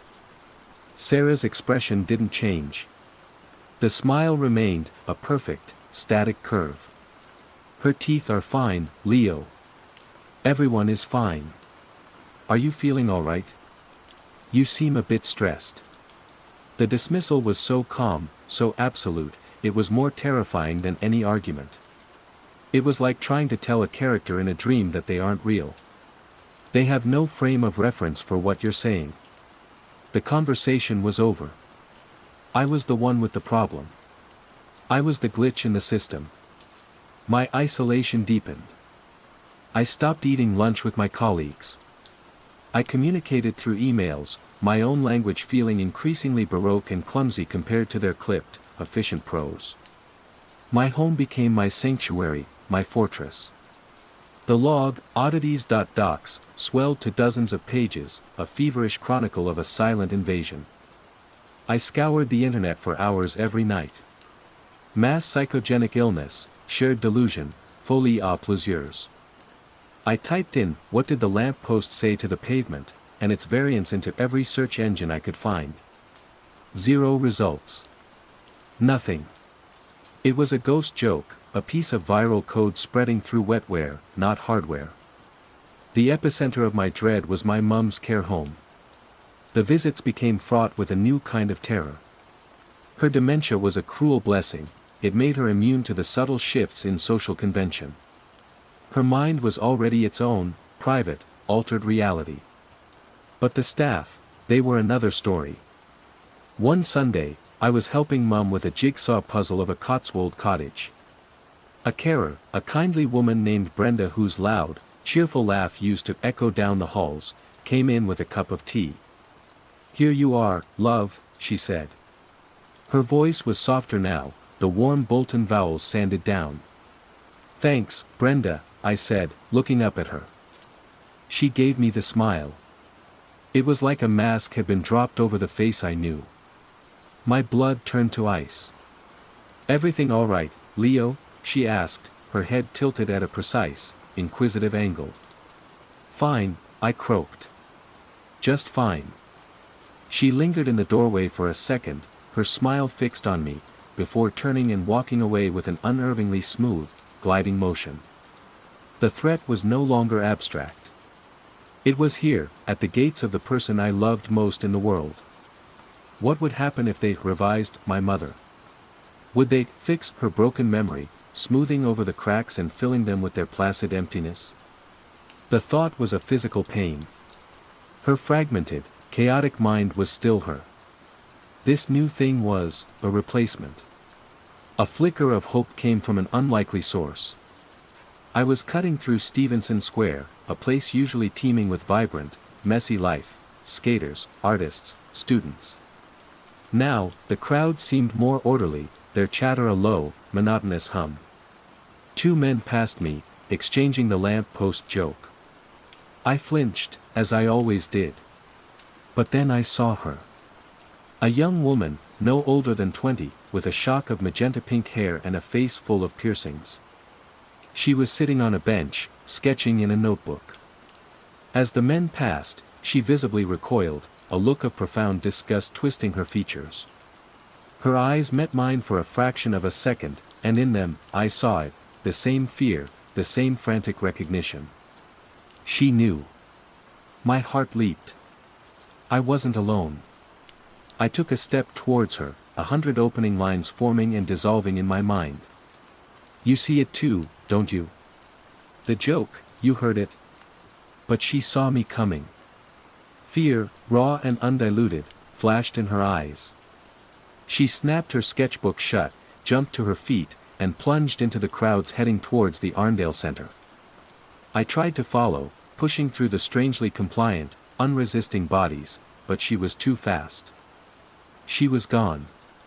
Still, the encounter lit a small, fierce candle in the darkness of my isolation. I had a name for her in my head, the pink-haired girl. She was proof. I wasn't insane. There was at least one other person in this city who hadn't been revised. I started spending my lunch breaks and evenings haunting the Northern Quarter, Piccadilly Gardens, anywhere with a hint of counterculture, of glorious human messiness, hoping to find her again. She was my secondary mystery, a subplot in my own horror story that offered the slimmest chance of a different ending. I clung to that chance like a drowning man to a splinter of wood. My log entry for that day was different. It ended not with fear, but with a desperate question. Saw someone else. Pink hair. She knows. She ran. Where is she? Are there more of us? Phase 3, the nature of the threat and escalation. Finding the pink-haired girl became an obsession. It was a tangible goal in a world that had become unnervingly abstract. For 2 weeks, I searched. I stalked vintage shops, independent record stores, and art supply shops, feeling like a predator. I was about to give up when I saw her, through the window of a small, cluttered zine shop tucked away in an alley off Oldham Street. She was behind the counter, arguing with an older man about the placement of a stack of comics. Her voice was sharp, animated, full of passion and frustration. It was the most wonderfully human sound I had heard in weeks. My hands were sweating. I took a deep breath and pushed the door open, a small bell tinkling overhead. She looked up, and a flicker of recognition, and fear, crossed her face. "Can I help you?" she asked, her tone defensive. I'm not one of them," I blurted out, the words clumsy. "I saw you. In Stevenson Square." The joke. Her eyes narrowed. The old man grumbled and moved away. We were alone. "What joke?" she said, testing me. "The one about the lamp post," I said, my voice barely a whisper. "The one that isn't funny." Relief washed over her face, so potent it was almost a physical wave. "Oh, thank God," she breathed. I thought I was going mad. Her name was Maya. We met for coffee in a place she swore was still safe, a Greasy Spoon cafe where the owner was too grumpy and set in his ways to be revised. Over lukewarm tea, we compared notes. Her story mirrored mine. It started with her flatmate. Then her friends at university. The same placid smiles, the flattened accents, the chillingly pointless joke. "I call it the bland," she said, stirring her tea with a violence that rattled the cup. It's like they're all being sandblasted. All the interesting edges are being smoothed off. I call it the revision, I confessed. It feels more active than that. Like they're being edited. Upgraded. We talked for hours. The relief of finding an ally was intoxicating. We weren't crazy. We were witnesses. We started to build a theory, a desperate framework to contain the horror. We noticed the changes were all geared towards a strange kind of optimization. Straighter teeth are more efficient for mastication. Economical movements conserve energy. Flattened, unambiguous speech is faster, less prone to misinterpretation. Even the joke, it wasn't humor. It was a network packet, a ping. Are you on the new network? Yes, I am. It's like an informational parasite, I theorized, the words sounding insane even as I said them. Something that spreads through language and behavior, rewriting our social OS. Or a signal, Maya countered, her eyes wide. Broadcast from somewhere. The lampposts. I'm changing. Maybe it's not a joke. Maybe it's a mission statement. The idea sent a shiver down my spine. We started looking at the city's infrastructure with new eyes. The ubiquitous CCTV cameras, the new 5G masts, the endless grid of streetlights. Was the city itself the vector? The escalation came subtly at first, then with alarming speed. The revised were no longer just passive. They started to notice our noncompliance. Their lingering smiles took on a new quality, not just vacant, but questioning. Inquisitive. Conversations would halt when I entered the break room at work, resuming with a synchronized, soft murmur when I left. They were communicating about me. One morning, I arrived at my desk to find my meticulously arranged clutter, the stack of design books, the pot of pens, the photo of my mum, had been moved. Everything was now perfectly aligned with the edges of my desk, forming a sterile, geometric pattern. It was a message. We see you. We can tidy you, too. I told Maya about it when we met at our new spot, a bench overlooking the murky waters of the Rochdale Canal. She looked pale. They're getting more organized, she said. Hugging her knees. Yesterday, my flatmate, the first one who changed, she tidied my room. Said she was helping me improve my workflow. The nature of the threat was shifting. It wasn't just a creeping change anymore, it was becoming prescriptive. Proactive. Our alliance was the only thing keeping me sane, but even that was about to be tested.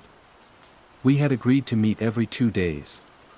One Tuesday, Maya didn't show up. I waited for an hour, my paranoia mounting with every passing minute. I called her phone. It went straight to voicemail. I spent a sleepless night, imagining the worst.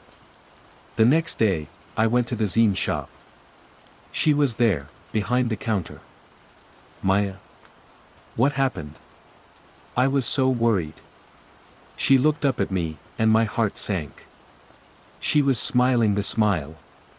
Hello, Leo, she said. Her voice, it was her voice, but the edges were gone. It was smoother. Calmer. I'm sorry I missed our meeting. I was busy. Busy doing what? I asked, dread coiling in my gut. Revising, she said, with a simple, devastating placidity. I was thinking about everything we said. About efficiency. About clarity. And I realized, we were fighting it. But why? It's not angry. It's not violent. It's just, better. I stared at her, horrified. The piercings were still there, her hair was still pink, but the fire in her eyes had been extinguished, replaced by a calm, blue pilot light. She was a shell. Maya, no, I whispered. They got to you. Nobody got to me, she corrected, her tone gentle, logical. I made a choice. It was so easy. You just have to stop resisting. You just have to listen. It's so quiet inside my head now, Leo. The anxiety, the anger, it's all gone. It's peaceful. She leaned forward, her smile widening slightly. I can help you. It doesn't have to be a struggle. You just have to accept the update. The betrayal was absolute. It wasn't just that I had lost my only ally. It was the reframing of the entire nightmare. She was presenting it as a gift. Salvation from the messy, painful chaos of being human. I saw the people walking past the shop window, their movements smooth, their faces calm. They looked serene. For a terrifying second, I felt a pull. The promise of peace, of an end to the fear and isolation, was a powerful siren song. I backed away from the counter, shaking my head. No. Her smile didn't falter. It was now tinged with something that looked like pity. All right, Leo. But the offer is always open. Efficiency is clarity. I fled the shop, the tinkling of the bell sounding like a death knell. I was alone again, but this time it was worse. The enemy wasn't just an external force to be fought. It was an internal temptation to be resisted. The quiet contagion wasn't just spreading around me, it was knocking on the door of my own mind. And my last friend had just willingly opened it. Phase 4, Confrontation/Revelation and Aftermath. The call came on a Friday afternoon. The sky outside my office window was the color of slate, the rain relentless. The caller ID read, Bridgewater Gardens Care Home. My heart seized. Mr. Hayes. It's Brenda. Her voice was the calm, revised monotone I now dreaded. But the words she spoke were shocking. I'm calling with some wonderful news about your mother. She's had the most remarkable turnaround. Turnaround? I repeated, my mouth dry. What do you mean? Her memory seems to have improved substantially. She's lucid, she's engaging with the other residents, she's been telling the most marvelous stories. We thought you'd want to come and see for yourself. She's been asking for you. A cold, heavy dread settled in my stomach, so dense it felt like I'd swallowed a block of concrete. This was it. This was the checkmate. They hadn't let her fade away. They had fixed her. I drove to Salford Quays in a daze. The futuristic glass and steel architecture of Media City, UK, usually a symbol of progress, looked menacing, like the polished carapace of some giant insect. The care home, a modern, low-rise building, seemed to hum with a quiet energy I'd never felt before. Brenda met me at the door, her smile a perfect, welcoming curve. Leo. We're so glad you could make it. She's in the Sun Lounge. The Sun Lounge was a bright, airy room overlooking a manicured garden. Several residents were sitting in armchairs, some chatting in low, rhythmic tones, others simply staring out the window with expressions of profound peace. They all looked up as I entered. They all had the smile. And then I saw her. My mum was sitting by the window, a book in her lap. She looked radiant. The years of confusion and fear seemed to have melted from her face. Her skin was clearer, her posture straight. She looked healthier than she had in a decade. She turned her head and her eyes met mine. They were clear. There was no fog. Leo, darling, she said, her voice steady and warm, the voice from my childhood. I walked towards her, my legs trembling. This was the moment I had dreamed of for years, the miracle I had prayed for. But it was a poisoned chalice, a deal with a devil I couldn't comprehend. She stood up and hugged me. It was a firm, strong hug, not the frail embrace I was used to. Then she pulled back, holding my arms, and she smiled at me. It was the smile. Polished, placid, and a second too long. And her teeth, her wonderfully, endearingly crooked teeth, were now perfectly, flawlessly straight. My breath caught in my throat. The horror was so profound, so complete, it was almost sublime. They hadn't just taken her, they had given me back the one thing I wanted most in the world, but as a hollow replica. They had weaponized my love for her. "I feel so much better, love," she said, her clear eyes searching my face. "Everything is so much clearer now. No more jumbles. It's all so efficient." I couldn't speak. I could only stare at the stranger wearing my mother's face. "Oh, I heard the funniest thing this morning," she continued, her smile widening. "What did the lamp post say to the pavement?" My heart broke. A silent, shattering fissure right through my soul. I couldn't let her finish it. I couldn't bear to hear that dead joke come from her lips. "Mum, please," I whispered, my voice cracking. "Don't look now," a voice said from the doorway. I turned.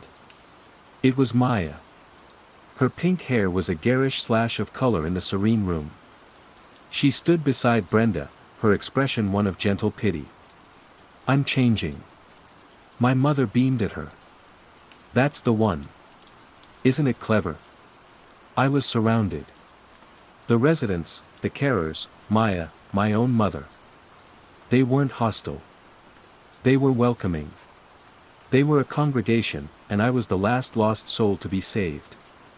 My mother took my hand. Her grip was firm. "You look so tired, Leo. So full of noise. You don't have to be. You can be peaceful, like us. You just have to let go. Just accept the revision. We can be a proper family again." The offer hung in the silent room. Peace. Clarity. An end to the terror, the loneliness. My mother, whole again. Everything I was fighting to protect, offered to me on a silver platter, with only the small price of my own soul. I looked into her clear, empty eyes, and I saw the abyss. I pulled my hand from hers. The jolt of my own action seemed to surprise them. Their smiles faltered for a fraction of a second, a micro-expression of confusion rippling through the room. "I can't," I said, the words a raw tear in the quiet fabric of the room. "That's not you." I turned and ran. I didn't look back. I fled the sun lounge, past the placid faces, out the automatic doors and into the cleansing rain. I didn't stop until I was in my car, fumbling with the keys, my whole body shaking. I drove away from Salford Quays, away from the glass towers and the quiet hum, a single, agonizing sob escaping my lips. The story doesn't end there. It doesn't end at all. I am writing this on a train, heading south. I packed a single bag and left my flat, my job, my city. I left Manchester to its quiet, creeping peace. As the train rattles through the Midlands, I watch the other passengers. I scan their faces, their smiles, the way they talk. I look for the telltale signs, the unnatural stillness, the economical gestures, the smiles that linger a beat too long.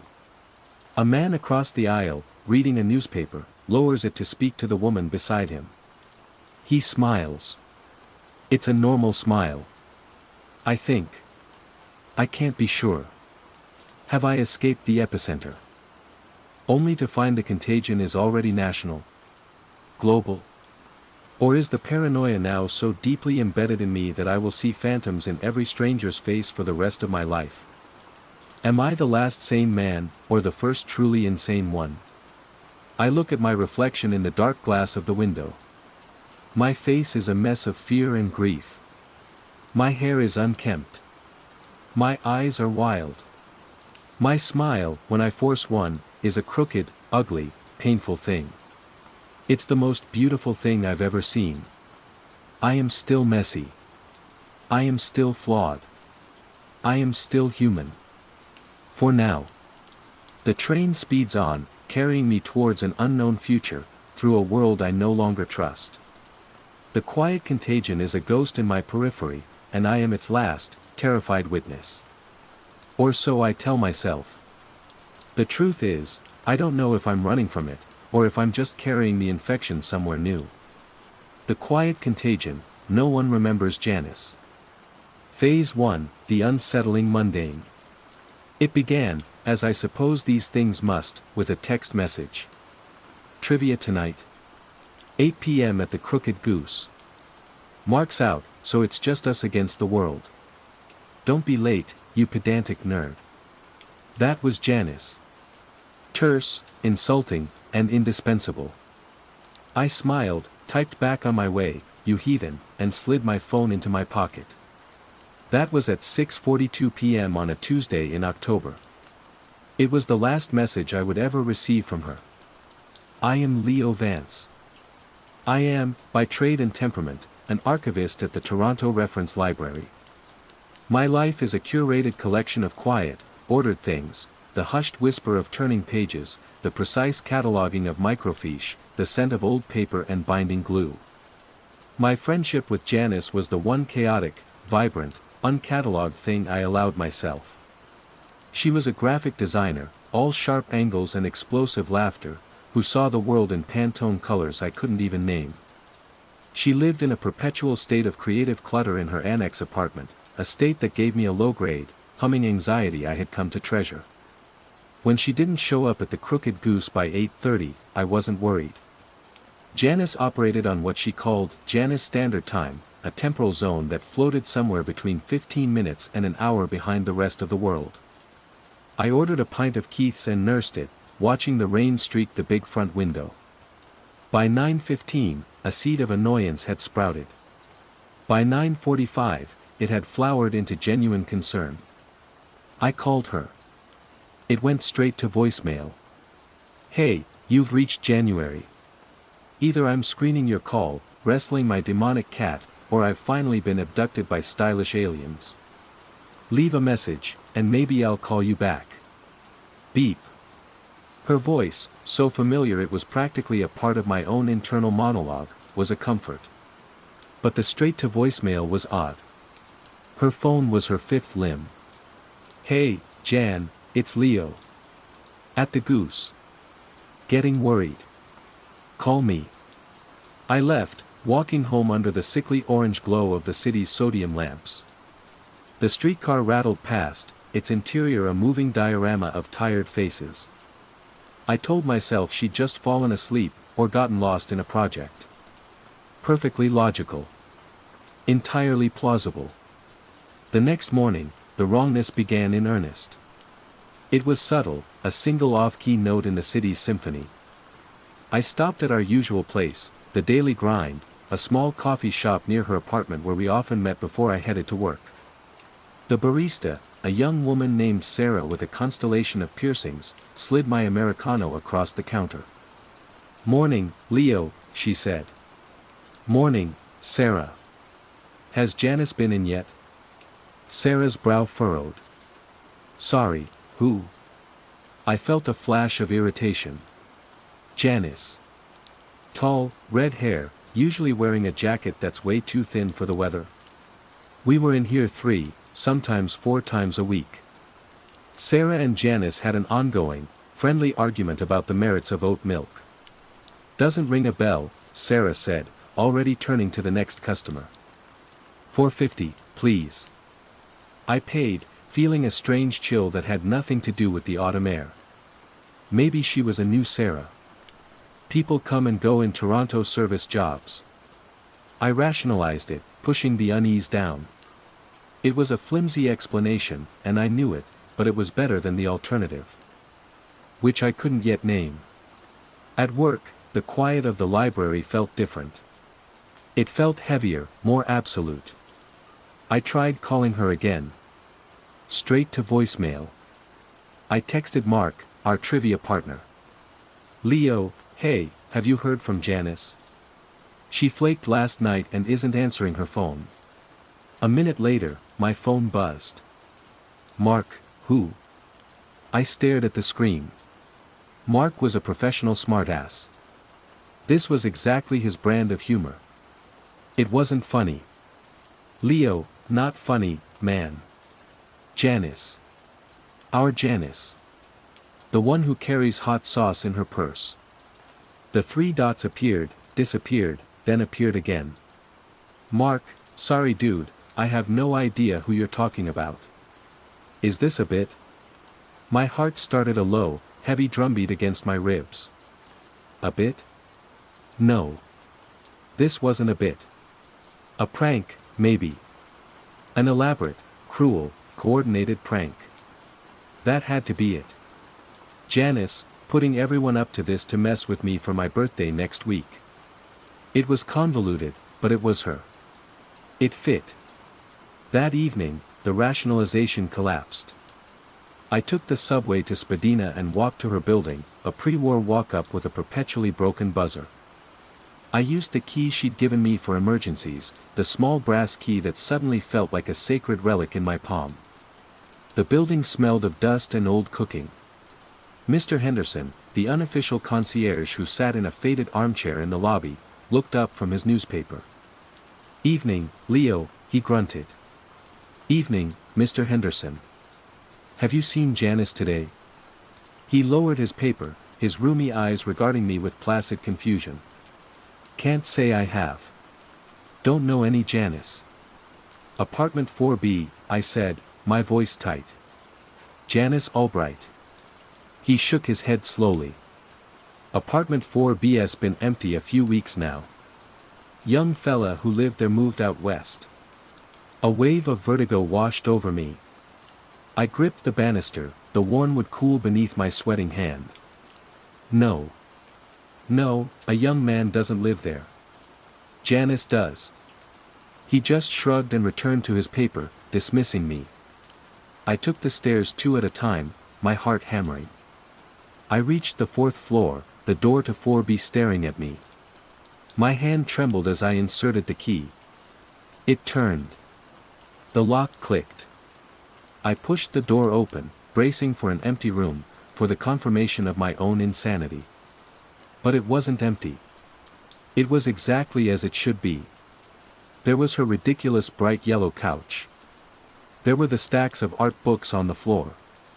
There, on the wall, was the oversized, abstract canvas she'd painted, all chaotic slashes of cobalt and crimson.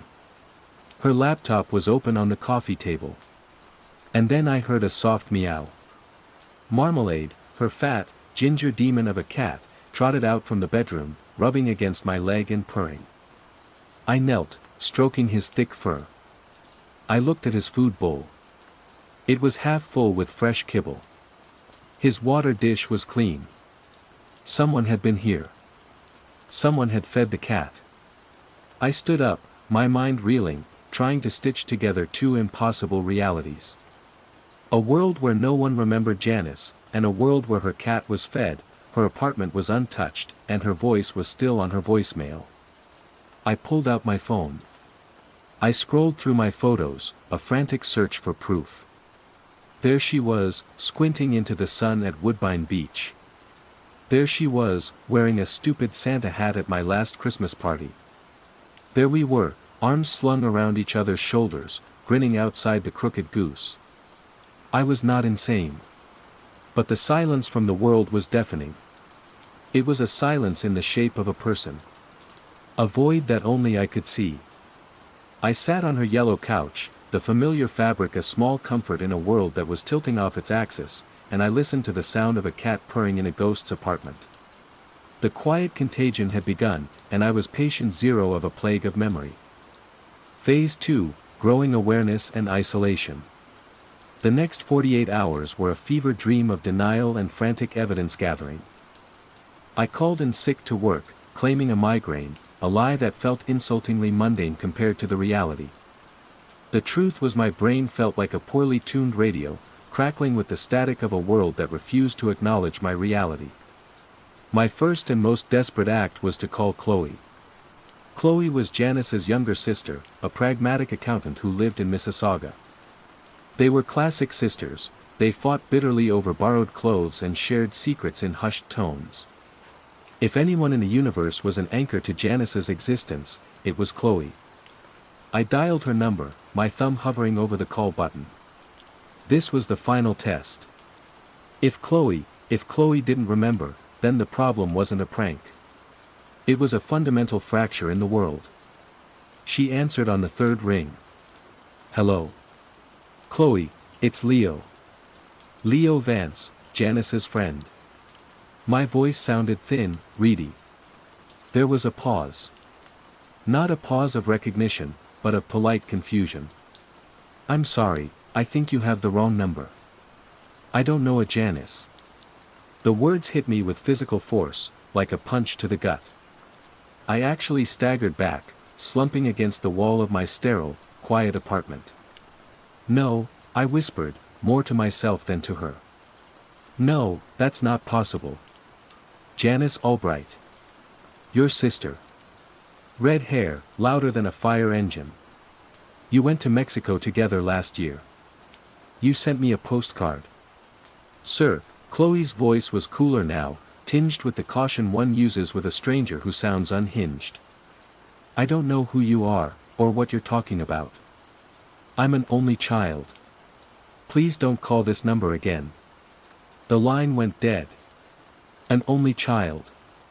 The floor fell away. The city outside my window, with its familiar skyline dominated by the CN Tower, suddenly looked alien, a place I had never been before.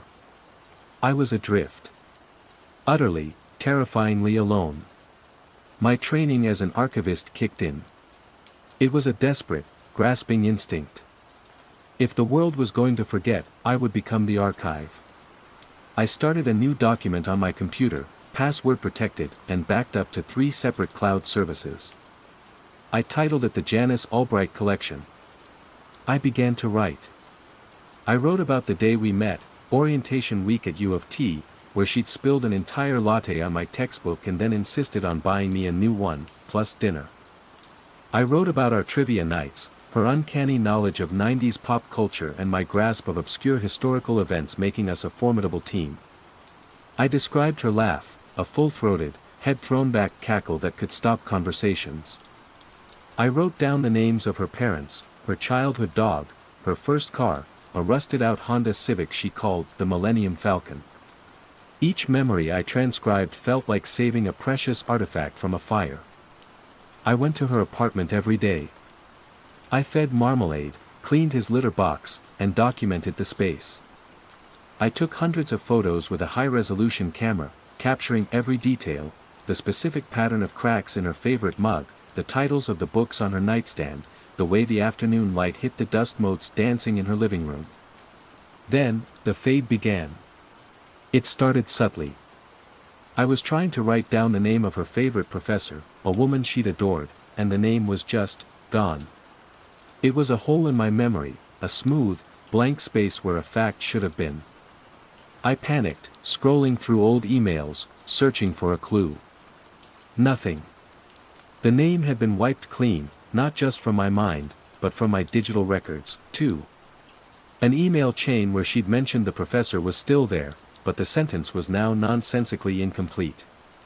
The world wasn't just convincing people she never existed. It was actively, retroactively editing her out of existence, and my own mind was the primary document it sought to redact. The isolation became a form of self-preservation. I stopped trying to convince anyone. The looks of pity from my colleagues, the concerned voicemail from my own mother asking if I was feeling all right, were more than I could bear. They saw a man grieving a phantom, losing his grip. To them, I was the anomaly. My apartment became my sanctuary and my prison. The walls were covered in a sprawling spiderweb of notes. Photos of Janice, and maps of the city with our significant places circled in red. It was a conspiracy theorist's den, but my conspiracy had only one victim and one believer. One afternoon, while searching for anything, any loose thread in Janice's apartment, I found something tucked away in a shoebox at the back of her closet. It wasn't a photo album or a diary. It was a small, velvet-lined box containing a single object, a piece of dark, polished obsidian, carved into a strange, interlocking geometric shape. It was cool to the touch, and holding it gave me a peculiar sense of static electricity, a faint buzzing that seemed to resonate in my bones. It felt important. Ancient. I had no idea what it was, but I knew she had never mentioned it. Beneath it was a single, folded piece of paper. On it, in her familiar, messy script, was a web address and a username, an amnesis-forum.net, username redjan. Anamnesis. The philosophical term for recollection, for remembering things from a previous existence. My heart hammered. This was it. This was my subplot, my red herring, my clue. She knew. Somehow, she knew something like this could happen. I took the obsidian stone and the note and hurried back to my apartment, the city streets feeling more menacing than ever. The contagion was quiet, but I was beginning to suspect it wasn't passive. It was hunting. And I was the only one left who held the scent. Phase 3, the nature of the threat and escalation. The Anamnesis Forum was a stark, text-based relic of an older internet. It was a ghost town of forgotten threads and last-seen online dates from years ago. The posts were a litany of quiet desperation, a chorus of voices crying out into the digital void. Does anyone else remember the gray sky summer of '98? My whole family says it never happened, that the skies were blue. My brother, David. He existed for 27 years. I have his birth certificate. But my parents now claim they only had one child. Me. There used to be a bridge connecting the east and west side of my town. Now there's just a ferry. Everyone insists it's always been a ferry. I wasn't alone. My relief was so profound it felt like gasping for air after being held underwater. These people, scattered across the globe, were like me. Archivists of lost realities. I searched for redjan's posts. There was only one, from 6 months prior. It's accelerating. The decay is becoming targeted. It's not just random concepts anymore, it's learning. It's starting to prune specific people. Has anyone found a way to anchor a memory? Not just record it, but anchor it against the fade? I'm experimenting with mnemonic resonance objects. Things that hold a strong phenomenological charge. Any theories on sympathetic information chains? Mnemonic resonance objects. The piece of obsidian. My blood ran cold. Janice hadn't been a potential victim. She had been a researcher. She was standing on the shore, studying the tsunami as it approached. The contagion wasn't random, it was pruning. And it had pruned the person who was trying to figure it out. The escalation began in her apartment.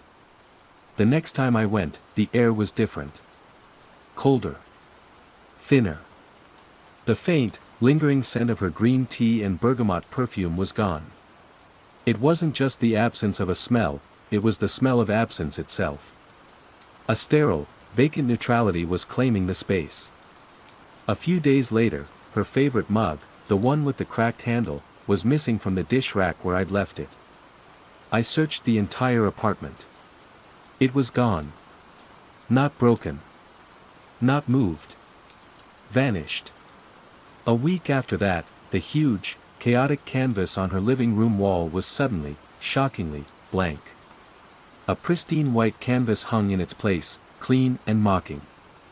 The erasure was no longer passive. It was actively scrubbing the world clean. It was tidying up. The worst day was when Marmalade disappeared. I arrived to find the apartment silent. The food I'd left out was untouched. I called his name, my voice echoing in the unnaturally quiet space. I looked everywhere. He was gone. No sign of an open window, no struggle. Just, erased. Like the mug. Like the painting. Another one of Janice's anchors. Snipped away. I fled the apartment, my breath catching in my throat. The loss of the cat was more devastating than the loss of the objects. It was a living thing. A warm, purring presence that had been a connection to her. Now it was just another blank space. Driven by a new terror, I logged back into the Anamnesis forum. I needed to talk to someone, to warn them. I wrote a frantic post, detailing the targeted erasure, the disappearing objects, the active nature of the decay. Within an hour, I had a private message. The username was Cassandra99. Cassandra99, I read your post. I think you're right. It's getting more aggressive. I lost my partner 2 years ago. I've been fighting the fade ever since. I think I can help, but I need to understand the specifics of your case. Tell me about Janice. Give me a core memory, the strongest one you have. Something with a lot of sensory detail. We can compare the resonance patterns. Hope, treacherous and blinding, surged through me. An ally. Someone who understood the terminology from Janice's post. Someone who could help me fight back. I typed out the memory of our day at Woodbine Beach. I described the exact temperature of the water in Lake Ontario, the gritty feeling of the sand, the taste of the cheap ice cream we bought, the sound of her laugh as a wave knocked her over. I poured every detail I could summon into the message, a desperate offering. I gave her Janice's full name, her birthday, everything. I hit send. For a moment, I felt a sense of relief. Then, a cold dread washed over me, starting at the base of my spine. I tried to bring the memory of the beach to mind again. It was blurry. The image was there, but it was like a photograph left out in the sun. The colors were faded. The sound of her laugh was distant, muffled. The sharp, specific details I had just typed out were now smudged, indistinct. I stared at the screen in horror. Cassandra 99 hadn't wanted to compare patterns. She, or it, had wanted a target. I hadn't offered a memory for analysis. I had served it up for consumption. I scrambled to delete my account, to scrub my presence from the forum, my fingers fumbling on the keyboard. The forum wasn't a support group. It was a hunting ground. A place where predators, drawn to the flickering flames of forbidden memories, came to feed. My isolation was no longer a choice, it was a shield. But I knew, with sickening certainty, that it was a shield full of holes. The thing that took Janice now knew my name. It had tasted my memories. And it was still hungry. Walking through Toronto was now an exercise in paranoia.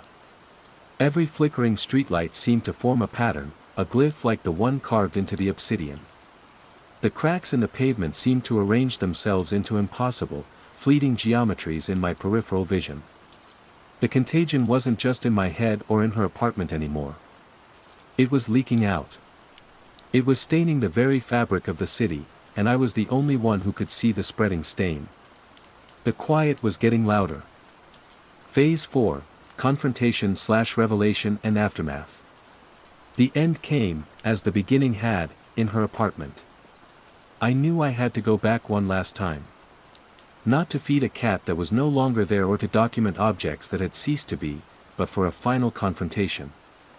Not with a person or a monster, but with the absence itself.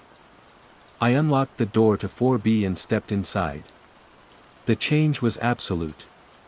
The apartment was empty. Not just possessions removed, empty, but existentially empty.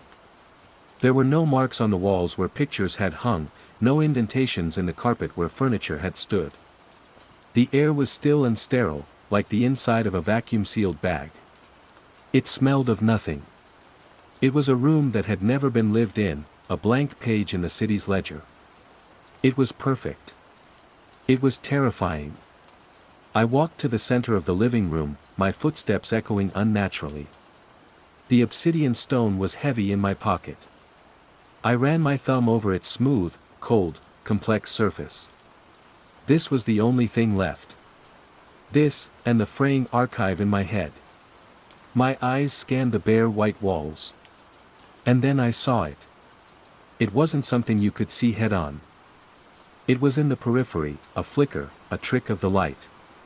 A shimmering, heat-hazed distortion on the wall where her big, chaotic painting used to hang. I turned my head slightly, and it resolved into a faint, glowing outline, the same impossible, interlocking geometry as the obsidian stone in my hand. It was a sigil burned into the memory of the space, the scar left behind when reality was surgically altered. I stepped closer. I could feel a strange pressure emanating from it, a psychic hum that vibrated behind my eyes. It was a pull, a silent invitation. It was the drain at the bottom of the sink. I could feel it tugging at the edges of my memories of Janice. It offered a profound, seductive peace. The peace of forgetting. The bliss of rejoining the consensus. The pain of remembering her was a constant, low-grade agony. It was the friction of being the only person in the world walking north while everyone else walked south. Every conversation was a lie of omission. Every memory was a secret I had to guard. To just let go. To let the last of her drain away into that shimmering void on the wall. To have the smudged, painful memories wiped clean, leaving me whole and normal and blissfully ignorant again. It would be so easy. A final, painless surrender. I held the obsidian stone up. It seemed to hum in sympathy with the sigil on the wall. This was the choice. Use the anchor to hold on, or let the anchor pull me under. My hand trembled as I lifted it towards the wall. For a second, I imagined the relief. The quiet. And in that quiet, I heard it. Clear as a bell in the sterile room. Her laugh. That full-throated, head-thrown-back cackle. It wasn't real, of course. It was just a ghost in my own head, a final firing of neurons refusing to be silenced. Don't be a pedantic nerd, Leo. I lowered my hand. I squeezed the obsidian stone so hard my knuckles turned white. No. Forgetting her would be the second time she died. The first time, the world had killed her. The second time would be on me. The pain of remembering was the proof she had existed. The grief was the monument. I turned my back on the shimmering wall and walked out of the empty apartment. I didn't lock the door. There was nothing left to protect. I stepped out into the Toronto evening. The world looked the same, but it wasn't. I was out of tune with it now, forever. A man perceiving a color no one else could see, hearing a note no one else could hear. I was a ghost haunting a world that had forgotten its own dead. I walk the streets now, and I see the seams. A flicker in a shop window, a brief, impossible shadow in an alleyway, a word on a sign that seems to momentarily shift into an unreadable glyph. I realize now that Janice wasn't the first. The world is full of faint impressions, hollowed-out spaces where things, and people, used to be.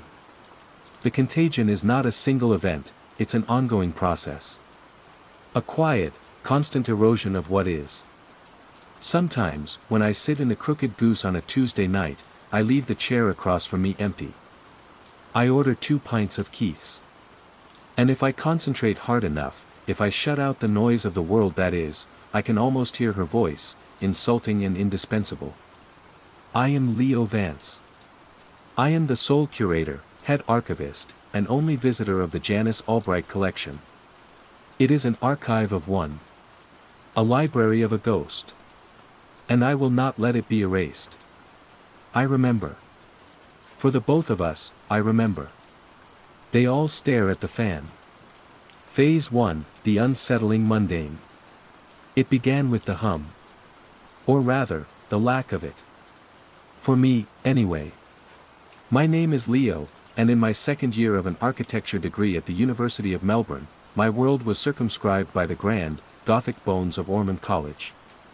Life was a predictable, comforting loop of late-night drafting sessions fueled by lukewarm instant coffee, the scent of old books in the Bailou Library, and the raucous, overlapping conversations in the junior common room. The JCR was the college's heart. A vast, high-ceilinged chamber with threadbare Persian rugs, mismatched armchairs that had absorbed decades of student anxieties, and a perpetually sticky table that served as a nexus for gossip, debate, and collaborative procrastination. Presiding over it all, suspended from an ornate plaster ceiling rose, was the fan. It was an ancient thing, for broad, wooden blades cutting lazy circles through the thick, scholarly air. It wobbled slightly, a flaw so consistent it had become part of its character. In summer, it was a godsend, stirring the soupy Melbourne heat. In winter, it was an eccentric decoration, usually dormant. But this year, as autumn bled into a damp, gray winter, someone kept leaving it on. Low speed. A silent, hypnotic pirouette. I first noticed Ben. He was a philosophy student with a penchant for cryptic statements and the faint aroma of cannabis. I found him in one of the good armchairs, the one with the least ruptured springs, staring straight up. His jaw was slack, his eyes tracking the slow rotation of the blades. "Solving the great mysteries of the universe, Ben?" I asked, slumping into the chair opposite him. He didn't look down. A full 10 seconds passed, the time it took for one blade, blade 4 with its distinctive dark knot, to complete a circuit. "The cycle," he murmured, his voice husky. "It's very consistent." I laughed. "That's sort of the point of a motor, mate." He just nodded slowly, his gaze unbroken. I chalked it up to Ben being Ben, probably wrestling with Heidegger or just exceptionally stoned.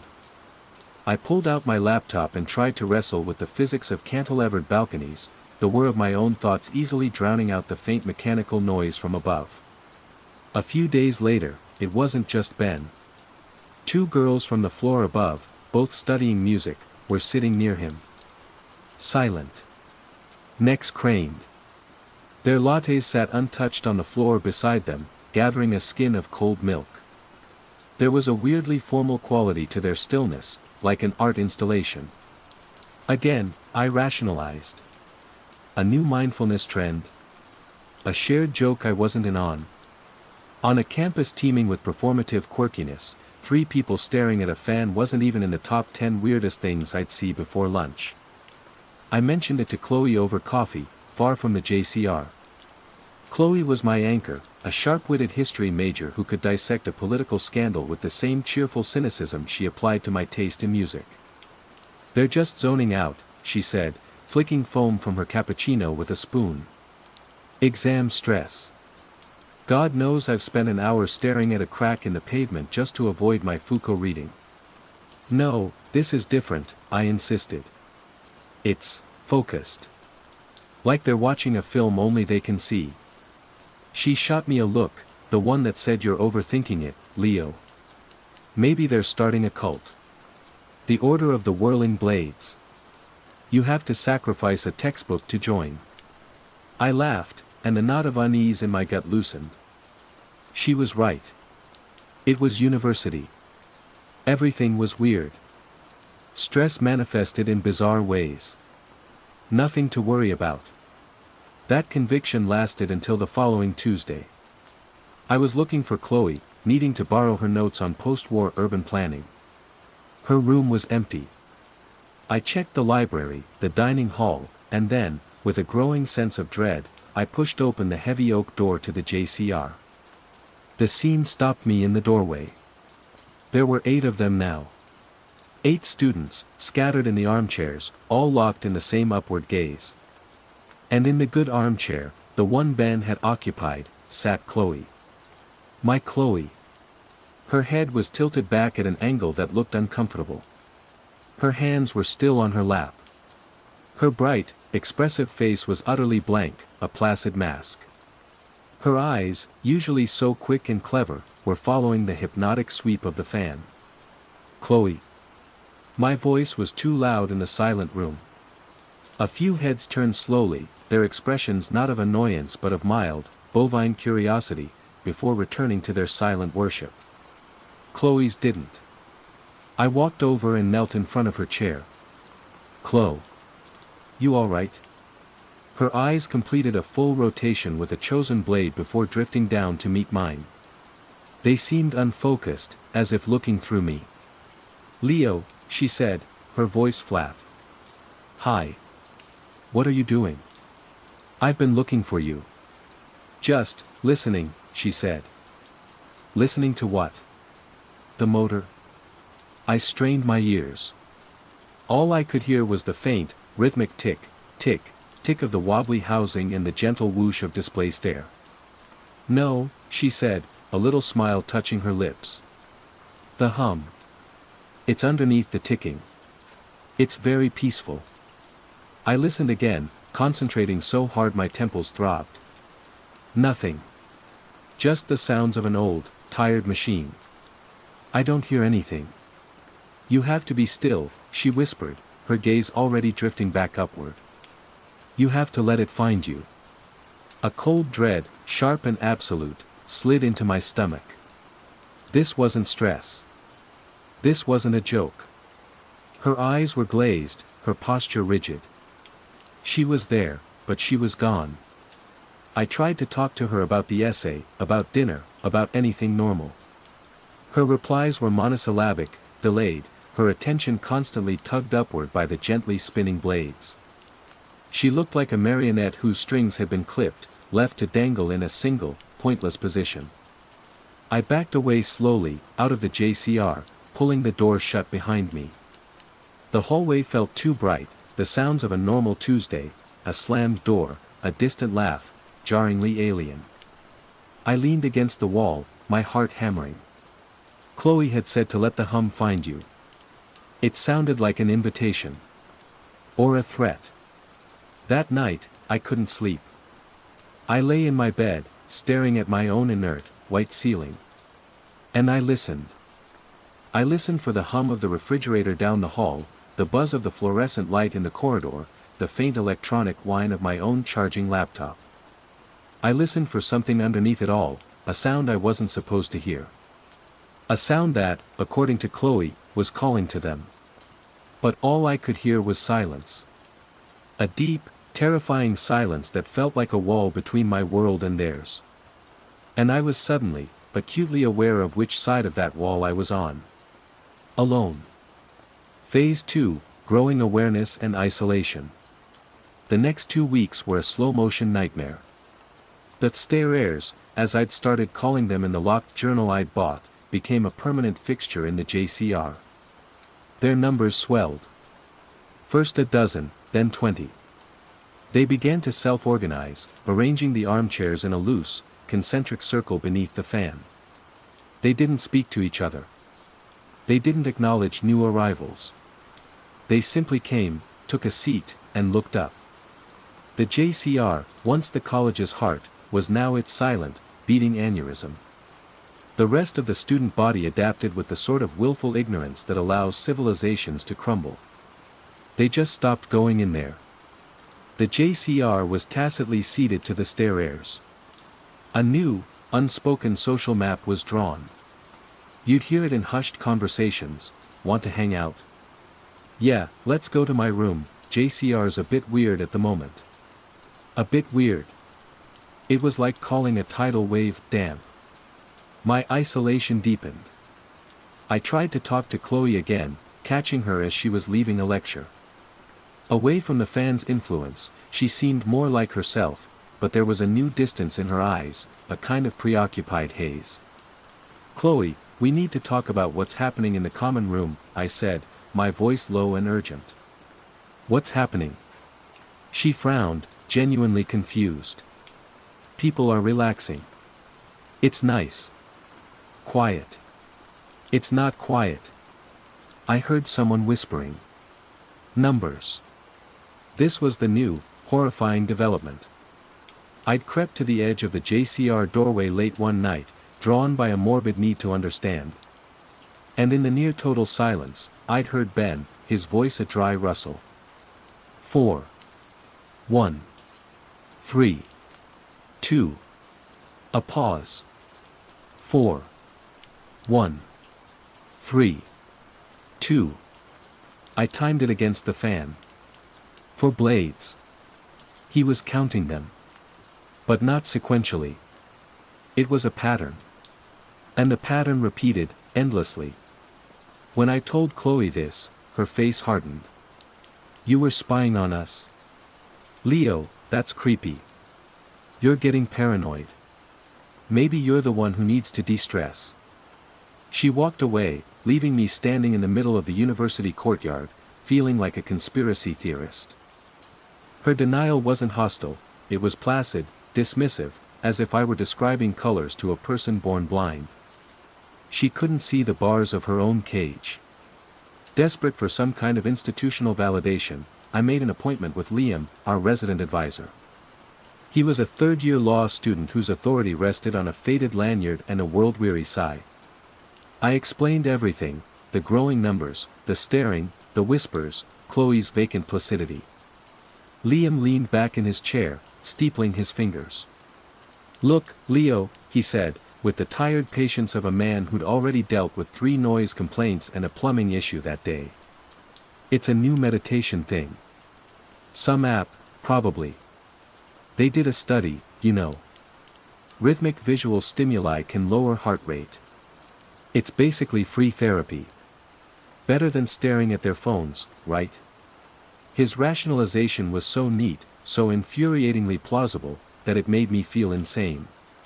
He promised to keep an eye on it, which was RA speak for, "Please leave my office so I can forget this conversation ever happened." I was truly on my own. My architectural studies began to suffer. I couldn't focus on load-bearing walls and spatial dynamics when the very fabric of my social reality was warping. I started my own research, falling down internet rabbit holes in the dead of night. Mass hysteria. Folie à plusieurs. Shared psychotic disorder. The articles were clinical, detached, describing historical cases of dancing plagues and fainting spells. None of them quite fit. This wasn't frenzied. It was serene. A quiet, orderly madness. I researched the fan itself. I spent an afternoon in the college archives, a dusty, neglected room in the sub-basement, searching for original building plans or maintenance records. I found nothing about the fan's installation. But I did find something else.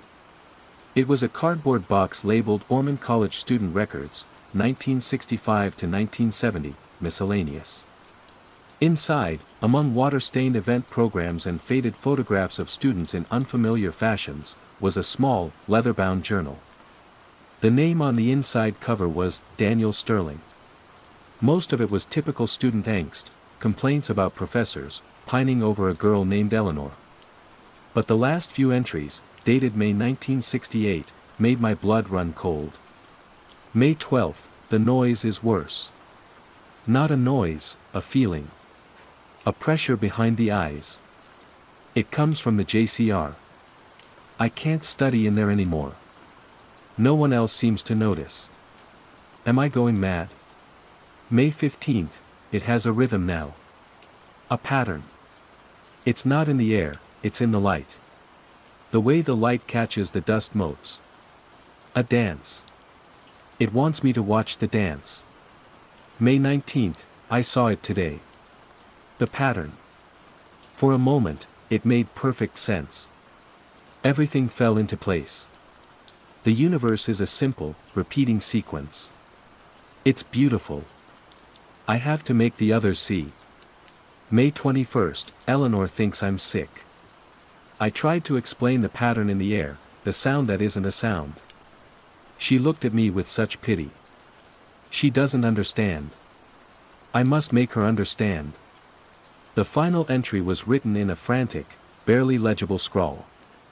May 23rd, "It isn't enough to see it. It wants more. It's in the ceiling. He tried to stop me. The master. Said I was having a breakdown. I have to break it. I have to break the source before it makes me part of the pattern forever." I slammed the journal shut, my hands trembling. A single sheet of paper fell out, a clipped administrative note. Daniel Sterling, withdrawn from college May 24, 1968, following a psychotic episode. Admitted to Royal Park Hospital after attempting to destroy college property, JCR ceiling fixture. The ceiling fixture. Not the fan. The fixture.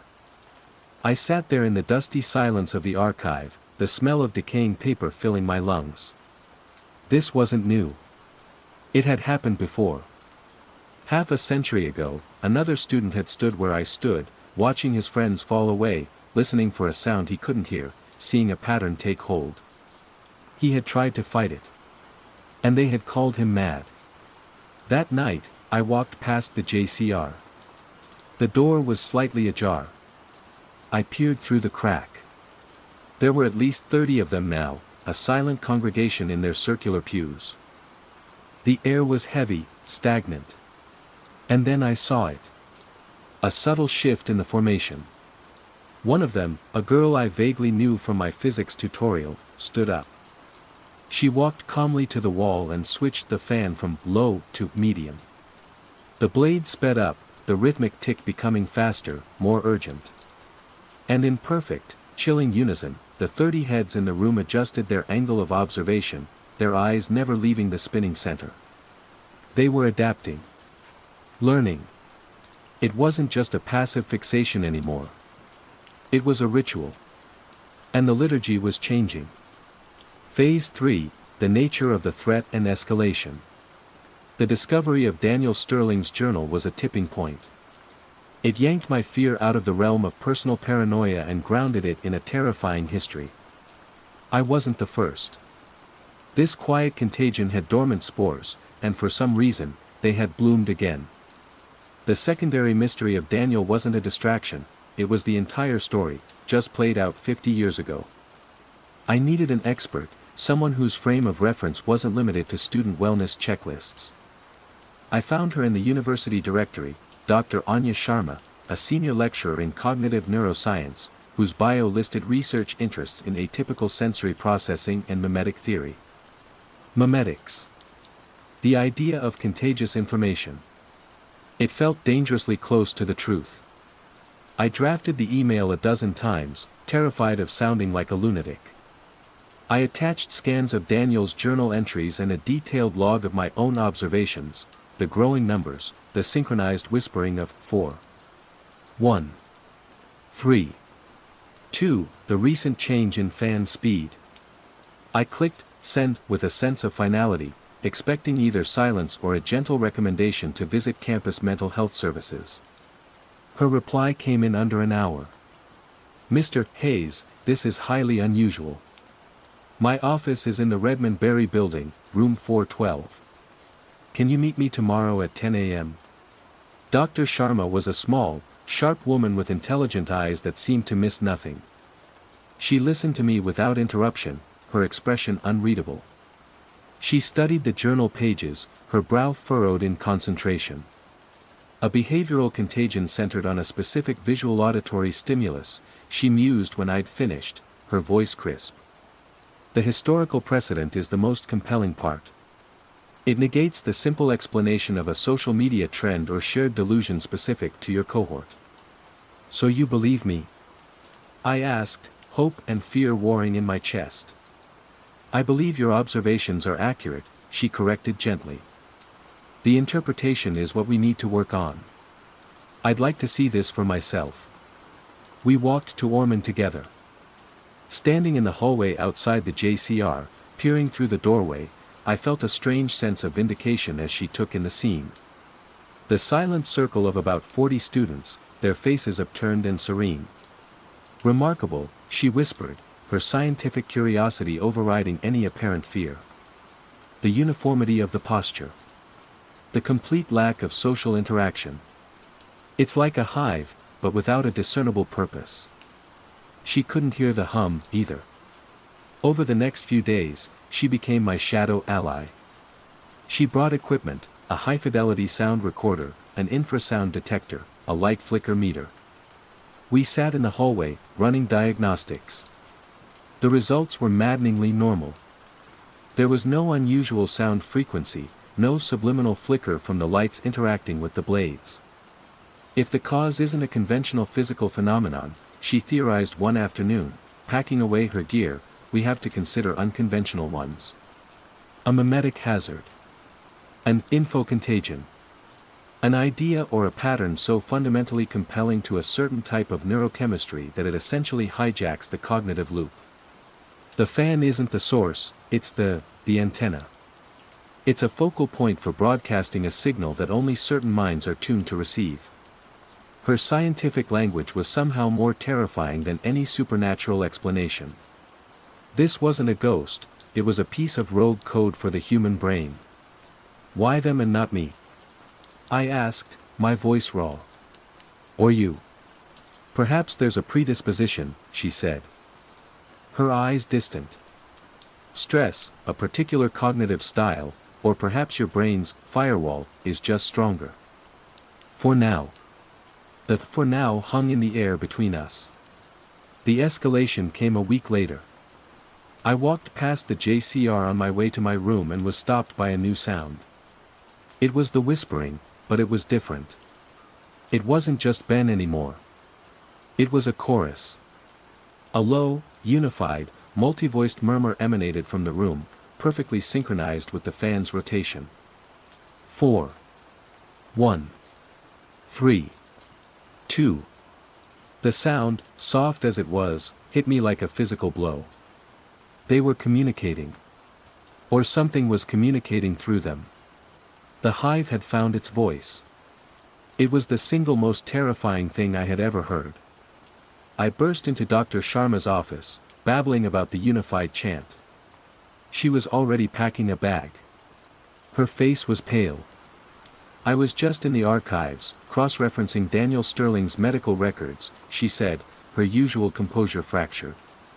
He didn't just try to destroy the fixture, Leo. The nurse's intake report states he was shouting.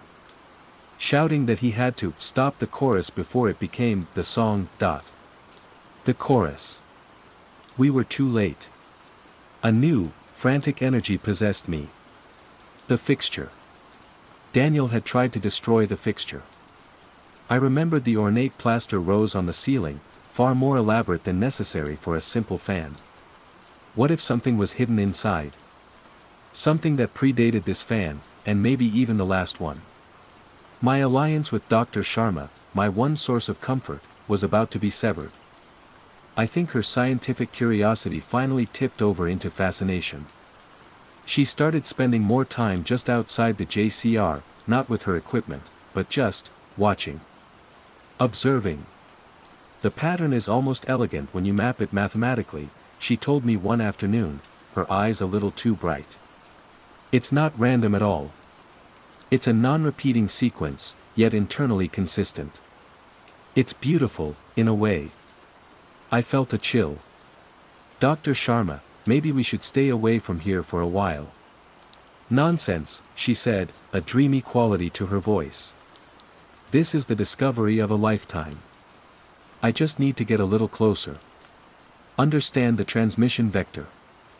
The next day, she wasn't in her office. Her phone went straight to voicemail. With a sense of sickening premonition, I went to the JCR. And there she was. She was sitting in an armchair at the edge of the circle. Her notepad and pen were on the floor beside her. Her head was tilted back at the familiar, unnatural angle. Her sharp, intelligent eyes were placidly tracking the hypnotic dance of the blades. She had wanted to get closer. She had. She was gone. The scientist had become part of the experiment. I backed away, a profound and absolute loneliness washing over me. I was the last one. Daniel Sterling had tried to warn them, and they locked him away. Dr. Sharma had tried to understand, and she had been assimilated. Now, it was just me. And I was beginning to feel a strange, quiet pull. A curiosity. What was it they saw? What did the hum feel like? The questions were no longer just academic. A treacherous part of my mind, tired of the fear and the isolation, wanted to know. It wanted to sit down, look up, and just listen. Phase 4, Confrontation/Revelation and Aftermath. The pull was undeniable now. A faint, insidious whisper in the back of my mind. It wasn't a sound, it was the idea of a sound. A mental echo of the hum Chloe and the others had described. Walking down the hall past the JCR, I would feel a physical tug, a desire to turn, to enter, to take my place in the silent circle. The fear was still there, a frantic bird beating its wings in my chest, but it was being wrapped in a thick, alluring cotton of curiosity. It would be so easy to stop fighting. To just let go.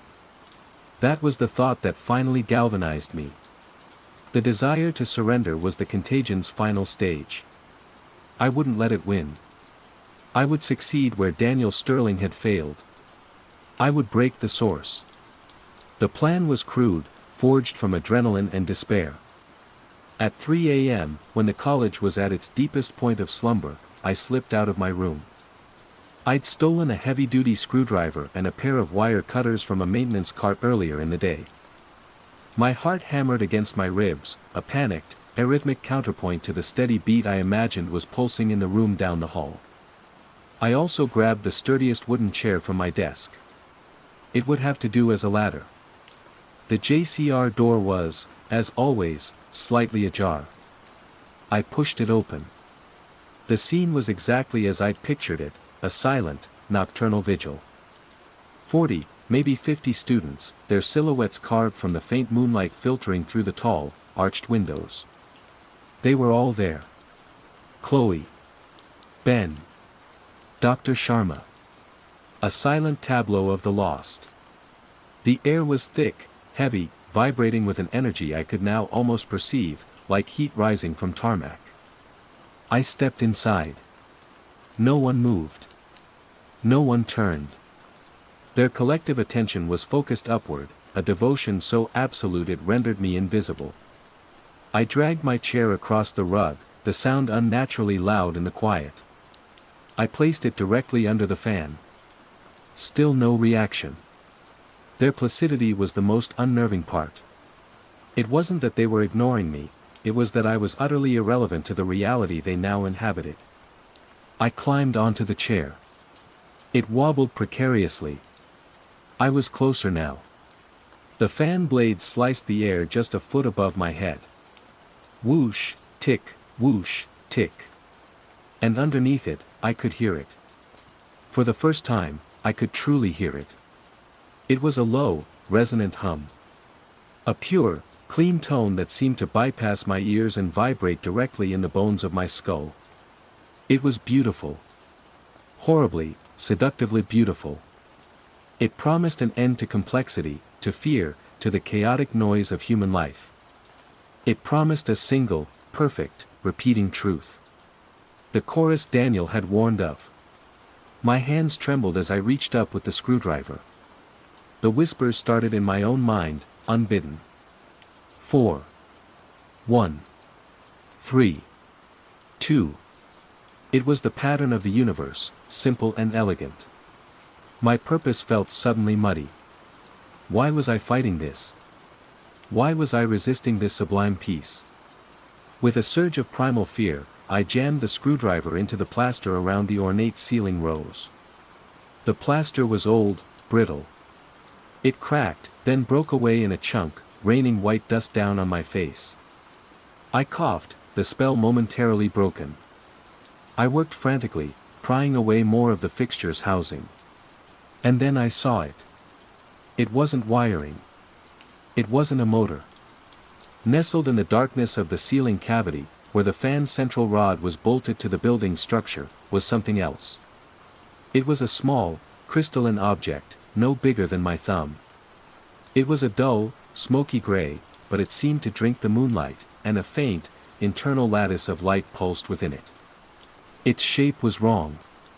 It had too many facets, its angles seeming to curve and fold in on themselves in a way that made my architect's brain ache. It was a piece of impossible geometry, humming with that soul-deep resonance. It wasn't from here. As my fingers brushed against its cool, smooth surface, my mind flooded. It wasn't a vision, not a memory. It was pure information. A torrent of raw data. I felt the immense, slow turning of galaxies, the mathematical precision of planetary orbits, the vibration of atoms, all distilled into one, single, repeating pattern. The fan wasn't the source, it was just a crude amplifier, a metronome for a song that spanned eons. The pattern wasn't madness, it was the fundamental operating system of reality. And we were just glitches. The hum was deafening now, a symphony inside my skull. It was everything. Below me, a rustle of movement. I looked down. In perfect, silent unison, all 50 students had risen to their feet. Their heads were tilted back, their eyes wide and fixed on me, on the object in my hand. They weren't threatening. They were waiting. Expectant. Dr. Sharma's mouth was slightly open, as if she were about to speak, to welcome me into the fold. This was the final choice. join the song or break the instrument. My entire being screamed for me to let go. To accept the piece, the pattern.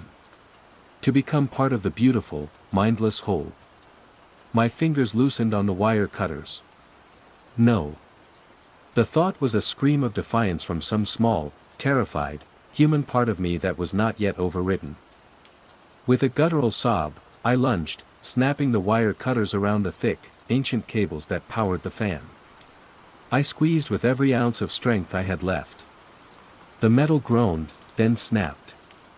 The hum in my head vanished, plunging me into an abrupt, jarring silence. The fan blades, mid-rotation, slowed, wobbled, and stopped. The faint light inside the crystal died. Below, the effect was instantaneous and horrific. The stairers shuddered as one. They slumped, their bodies going slack. Some staggered, clutching their heads. Others simply fell to their knees, looking around the room with wide, uncomprehending eyes, as if waking from a coma in a strange place. Chloe blinked, her gaze falling on me, perched on a chair covered in plaster dust. Her face showed only deep, painful confusion. Leo. What happened? I didn't answer. I scrambled down from the chair and ran. I fled the JCR, fled the silent, bewildered figures of my friends, the wreckage of their minds, a question I could never answer. I ran out of the college, into the cold Melbourne night, the sound of a distant tram, a welcome intrusion of a world I had almost lost. I never went back. I dropped out of university, left the city, and moved to a small coastal town where the loudest, most rhythmic sound is the crash of waves on the shore. I work a simple job. I keep to myself. I am, for all intents and purposes, safe. But the contagion isn't gone. It's just quieter. It's inside me now. The pattern is burned into my memory, a permanent scar on my cognition. Sometimes, when the world is too quiet, I can feel the echo of it. And I find myself tapping. On my thigh, on a tabletop, against a coffee cup. A nervous, unconscious habit. Tap. Tap. Tap. Tap. A pause. Tap. A pause. Tap. Tap. Tap. A pause. Tap. Tap. I escaped the fan. I broke the antenna. But I heard the broadcast. And you can't unhear a song like that. You just carry the tune. Forever. The first time I saw Everwillow Lane, I was walking off a headache. The kind of dull, persistent throb that comes from staring at a screen for 10 hours, trying to convince a corporate client that their preferred shade of beige for a new logo was, in fact, the color of clinical depression. I lived in Ravenswood, a neighborhood on Chicago's north side, a place of comforting, predictable grids. Its brick bungalows and two flats were a century-old promise of stability. My own apartment, a third-floor walk-up overlooking Winnemac Avenue, was my sanctuary from both demanding clients and the ghost of Sarah, my ex, who had declared our life together as stable as a house of cards in a hurricane. My usual route was a simple loop, west on Winnemac, south on Damon, east on Lawrence, and then north on Hoyne back to my door. It was a perfect rectangle, a geographical anchor in the messy sea of my late 30s. That Tuesday, however, the throb in my temples demanded novelty. Halfway down Damon, on an impulse I couldn't explain, I turned right. Ordinarily, this would lead me into a T-intersection with a cross street, or a dead-end alley smelling of damp garbage and old grease. Instead, I found a street. It wasn't just any street. It was pristine. The asphalt was a deep, unblemished black, the white lines of the parking spaces painted with razor-sharp precision. It stretched for a block, lined with identical two-story houses, each a soft, buttery yellow with gleaming white trim. Every lawn was a perfect emerald rectangle, bordered by identical, meticulously clipped boxwood hedges. In front of each house stood a black, wrought iron mailbox, the kind you see in catalogs for aspiring country squires, each one polished to a high sheen. A sign, gleaming white on a forest green post, read, Everwillow Lane. I stopped, frowning. I'd lived here for 6 years. I'd walked, biked, and driven these blocks into a state of unconscious familiarity. There had never been an Everwillow Lane here. New developments happened, sure, but they were loud, messy affairs. They came with months of bulldozers, concrete mixers, and chain-link fences plastered with permits. This street looked like it had been here forever, settled and mature, yet simultaneously brand new. It was wrong. Wrongly perfect. I walked a few paces down the unnervingly clean sidewalk. A profound silence hung in the air, broken only by the rhythmic thwomp thwomp thwomp of a sprinkler on one of the lawns and, from somewhere down the block, the cheerful, repeated bark of a dog. A golden retriever, by the sound of it. It was the kind of idyllic sound that felt manufactured. My designer's eye, trained to spot repetition and pattern, started twitching. It wasn't just that the houses were the same model, every detail was replicated. The same 6-paned window on the second floor, the same brass kickplate on the front door, the same model of sconce-style porch light. It was less a neighborhood and more a testament to the copy-paste function. I pulled out my phone. My headache was momentarily forgotten, replaced by a prickle of cognitive dissonance. I opened my map app. The blue dot that was me pulsed steadily on the screen. It showed me standing on Damon Avenue, right where I should be.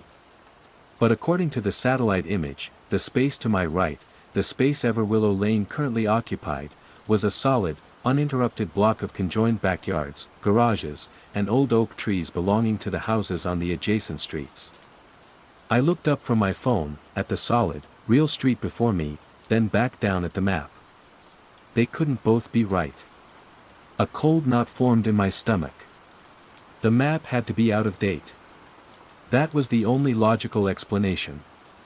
A developer had bought out all those homeowners, raised everything, and built this eerily perfect street so quietly and efficiently that no one, not even Google, had noticed yet. It was improbable, but less insane than the alternative. The barking started again, and this time I pinpointed the source, a house about halfway down the lane. I could just see a flicker of golden fur behind a window. Then, a few houses further down, another bark. The same pitch, the same rhythm. My head tilted. It sounded identical. Like a recording. A shiver, unrelated to the mild autumn air, traced a path down my spine. This was too weird. I turned and walked back to Damon, the familiar rumble of the Brown Line train in the distance a comforting balm. When I reached the corner, I glanced back. Everwillow Lane was still there, a perfect, silent slash in the fabric of my neighborhood. I walked home, the throb in my temples now a pounding drum of unease. Underscore underscore underscore underscore underscore underscore underscore underscore underscore underscore underscore underscore underscore underscore underscore underscore. For 2 days, I avoided Damon Avenue. I told myself I was busy, that I had a deadline. The truth was, I was afraid of what I would, or wouldn't, find. The memory of the street felt like a dream, the kind that's vivid upon waking but dissolves into absurdity under the harsh light of day. I'd probably just been tired, stressed. My brain, craving order after the chaos of the breakup, had likely just hallucinated a street of perfect, calming symmetry. It was a plausible, psychological explanation that I clung to like a life raft. On Friday, I caved. I had to know. I walked the same route, my heart thumping a nervous rhythm against my ribs. I reached the spot on Damon where I had turned. There was nothing. Just a high, unbroken brick wall, the side of an old apartment building. Its surface was covered in faded graffiti and crawling ivy. It looked like it had stood there for 50 years.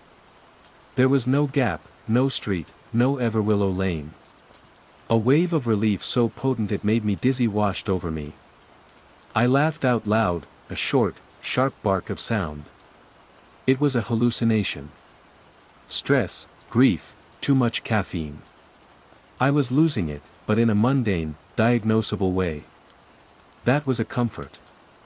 I leaned against a lamppost, my breathing evening out. I felt foolish, but sane. The relief carried me through the weekend. I called my mom, did my laundry, even worked on a personal design project for the first time in months. I was getting back on track. The following Monday, I had to drop off a package at a post office on Lawrence. My usual route took me right past the spot. I approached it with a sense of clinical detachment, the way you might revisit the scene of a minor accident. I was prepared to see the brick wall and feel a smug sense of confirmation. But the wall was gone. Everwillow Lane was back. The buttery yellow houses, the black mailboxes, the oppressive, silent perfection. It was all there, exactly as I'd remembered. This time, the sight didn't bring a shiver of unease. It brought a lurch of cold, hard terror.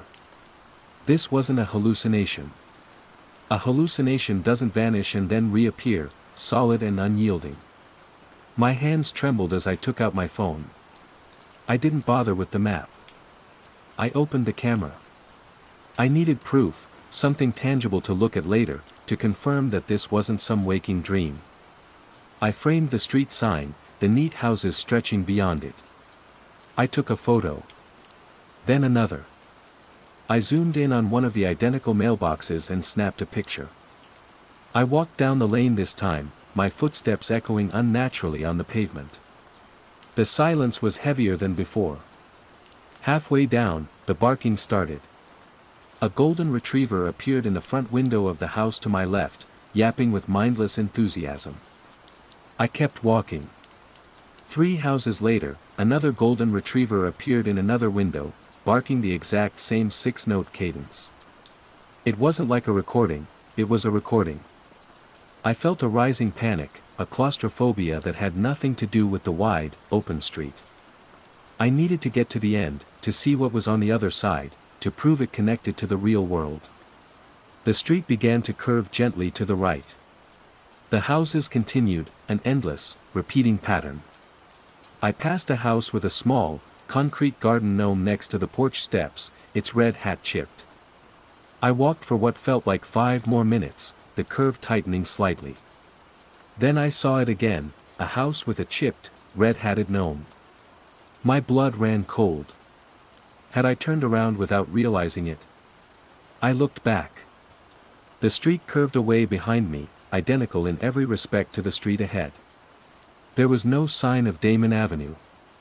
Just more buttery yellow houses, more perfect lawns. The barking had stopped. The silence was absolute. Panic seized me. I started walking faster, then broke into a jog, my breath catching in my throat. I just wanted out. I ran, my eyes darting back and forth, looking for any variation, any landmark that wasn't a carbon copy of the last. It felt like running on a treadmill. I was moving, but the scenery wasn't changing. Then, just as a sob of desperation was about to tear from my lungs, I saw it. A gap between 2 houses. Not an alley, but a narrow walkway. I didn't hesitate. I veered off the sidewalk and plunged into it. The air immediately grew cooler, damper. It smelled of wet earth and decaying leaves. I stumbled over uneven flagstones, pushing past overgrown lilac bushes that scratched at my arms. And then I was standing in a familiar alley, the comforting sight of overflowing blue recycling bins and rusted garage doors greeting me like old friends. I was behind Hoyne Avenue, a block from my apartment. I leaned against a garage, gasping for air, my heart hammering like it was trying to break free of my chest. When my breathing returned to something approaching normal, I shakily pulled out my phone to look at the photos. Proof. I needed the proof. I opened my gallery. The photos were there. But they were wrong. The one of the street sign was slightly out of focus, the words, Everwillow Lane, blurred into an unreadable smudge. The shot of the houses was washed out, the light so flat and gray that the perfect yellow looked like a dull, uninspired tan. The close-up of the mailbox was just a dark, grainy mess. The pictures had captured none of the street's impossible crispness, none of its unsettling uniformity. They just looked like bad photos of a boring, generic suburban street. They proved nothing. They made me look like an amateur, a fool. That night, I called Sarah. It was a mistake. We hadn't spoken in 2 weeks, and the conversation was stilted, orbiting the practicalities of our defunct relationship. "Can I ask you a weird question?" I said. My voice tight. "You can ask," she replied, her tone wary. "Do you know a street called Everwillow Lane, over by Damon?" A pause. "No. Should I?" I saw it. It's new. But it's not on any maps. It's weird." I tried to describe it, the sameness, the silence, the dog. My words felt clumsy, inadequate. I sounded like a rambling madman. "Alex," she said, and her voice was laced with that weary, frustrating pity I'd come to dread. "Have you been sleeping? You sound stressed." "I'm not stressed, Sarah, I trailed off. What was I? Terrified? Losing my mind? It's real. I was just there." "Okay," she said, the way you'd speak to a frightened child or a drunk uncle. "Well, new streets pop up. Maybe send a correction to Google." The conversation ended soon after. The chasm between us had widened into a canyon. She thought I was cracking up over the breakup. Maybe I was. But as I lay in bed that night, staring at the ceiling, I could still feel the unnerving perfection of that sidewalk beneath my feet and hear the ghostly, looping bark of the dog. I wasn't just losing Sarah. I was losing my grip on the world we had shared, a world that was supposed to follow rules. Underscore underscore underscore underscore underscore underscore underscore underscore underscore underscore underscore underscore underscore underscore underscore underscore. My life bifurcated. There was the world of invoices, client feedback, and grocery lists, the real world.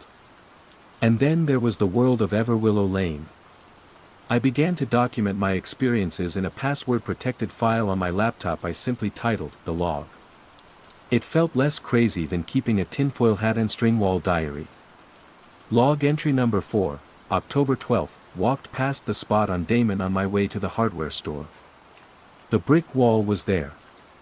Felt a profound sense of disappointment, which is insane. Why do I want it to be there? Am I drawn to it? Maybe Sarah is right. Log entry number 5, October 14th. It's back. I didn't go in. Just stood at the corner and watched for 20 minutes. No cars came or went. No people. A single yellow leaf drifted down from a non-existent tree and settled on the perfect asphalt. It looked staged. I timed the sprinklers. The ones I could see all activated at the exact same second. The coordination is impossible. My isolation deepened. How do you explain to someone that a piece of the city is behaving like a pop-up ad from hell? I tried once more, with my neighbor, Maria. She's a nurse, pragmatic and kind, who always asks how my work is going when we pass in the hall. "Maria, you're not going to believe this," I said, catching her as she was heading out. "Come here, I have to show you something." I was practically vibrating with a nervous energy. I needed a witness. I led her down the block and around the corner to Damon. My heart was in my throat. Please be there, I prayed to whatever cosmic entity was playing this cruel joke. Please be there. We arrived at the spot. It was the brick wall. Solid, mundane, and disappointingly real. I stared at it, my mouth hanging open. "No," I whispered. "No, it was right here. A whole street." Maria placed a gentle hand on my arm. Her expression was one of deep, professional concern. "Alex, are you feeling okay? You've been looking tired lately. Is everything alright since Sarah?" It always came back to that. My reality was fracturing, and everyone's diagnosis was a broken heart. "I'm fine," I mumbled, pulling my arm away. Humiliation burned in my cheeks. I must have gotten confused. She gave me a sad smile and continued on her way. I stood there for a long time, staring at the wall, feeling the last threads of my credibility unravel. The street was toying with me. It showed itself only to me, making me the sole keeper of its secret, a secret that sounded like madness to anyone else. Defeated, I retreated into the digital world. I spent hours crawling through forums dedicated to the paranormal, urban legends, and Forteana. I searched for unmapped streets, phantom neighborhoods, architectural glitches. I found stories, of course. Hundreds of them. Ghost roads where phantom headlights appeared, alleys that led to the past, houses that were bigger on the inside. Most were easily dismissed as fiction or delusion. But buried deep in a thread on a site called Anomalous Geography, I found a post from 3 years ago. User, Urban Explorer 77. Subject, The Hungry Development. Has anyone else seen them? The new cul-de-sacs that spring up overnight? Perfect houses, no people. I saw one in a suburb of Portland. Called it Briarwood Close. Looked it up on old county maps. Found a plan from the 50s for a development with that name. It was proposed, but never built. Cancelled due to funding. It's like the ghost of a neighborhood is trying to exist. I went back a week later and the house on the end of the real street next to it had changed. It looked like one of the Briarwood houses. The family that lived there was gone. No one remembered them. Be careful. These places don't just appear. They grow. A chill washed over me that had nothing to do with the draft from my window. They grow. The post had only 2 replies. One called the user a liar. The other just said, "I've seen it too." In Leeds. They called it Oakhaven Way. This was it. This was the same phenomenon. It had a name, of sorts, a hungry development. A phantom limb of the city, a blueprint trying to build itself. The idea was terrifying, but it was also a validation. I wasn't just a heartbroken designer having a breakdown in Chicago. I was an observer of something real, something that happened elsewhere. My investigation gained a new focus. I started digging into the history of my neighborhood. I spent an afternoon at the Harold Washington Library, scrolling through microfilm of old city planning documents from the early 20th century. My eyes burned from the strain. Finally, I found it. A 1928 zoning map. On it, in the exact area where Everwillow appeared, was a dotted outline. Inside the outline, a faint, spidery script read, "Proposed Evergreen Villas Development." A handwritten note in the margin said, "Project cancelled, Great Depression." Evergreen. Everwillow. The names were too close to be a coincidence. This knowledge didn't make me feel safer. It did the opposite. It gave the anomaly a history, a purpose. It wasn't just a random glitch, it was an unrealized idea, a century-old ambition that had somehow festered in the city's subconscious and was now trying to claw its way into reality. And according to Urban Explorer 77, it was hungry. A new character entered my solitary drama, Mr. Abernathy. He was a fixture on my block, a man in his late 80s who lived in the last house on Winnemac, the one closest to Damon. His house was a beautiful, slightly dilapidated Queen Anne, a stark contrast to Everwillow's sterile uniformity.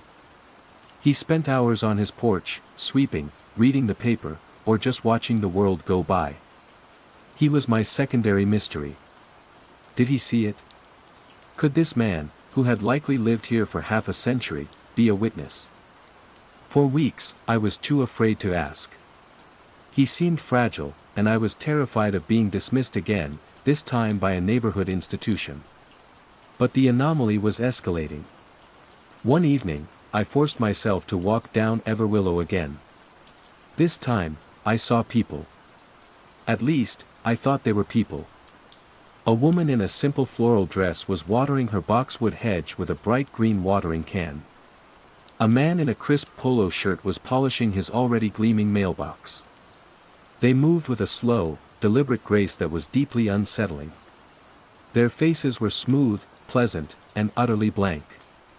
Like mannequins given the gift of limited motion. As I walked past, neither of them looked up. They were part of the scenery, as fixed and repetitive as the houses themselves. Then, one of them did look up. The woman with the watering can. She stopped her watering, turned her head with an unervingly smooth motion, and looked directly at me. Her eyes were a pale, washed-out blue, and they held no expression at all. Then, her lips curved into a smile.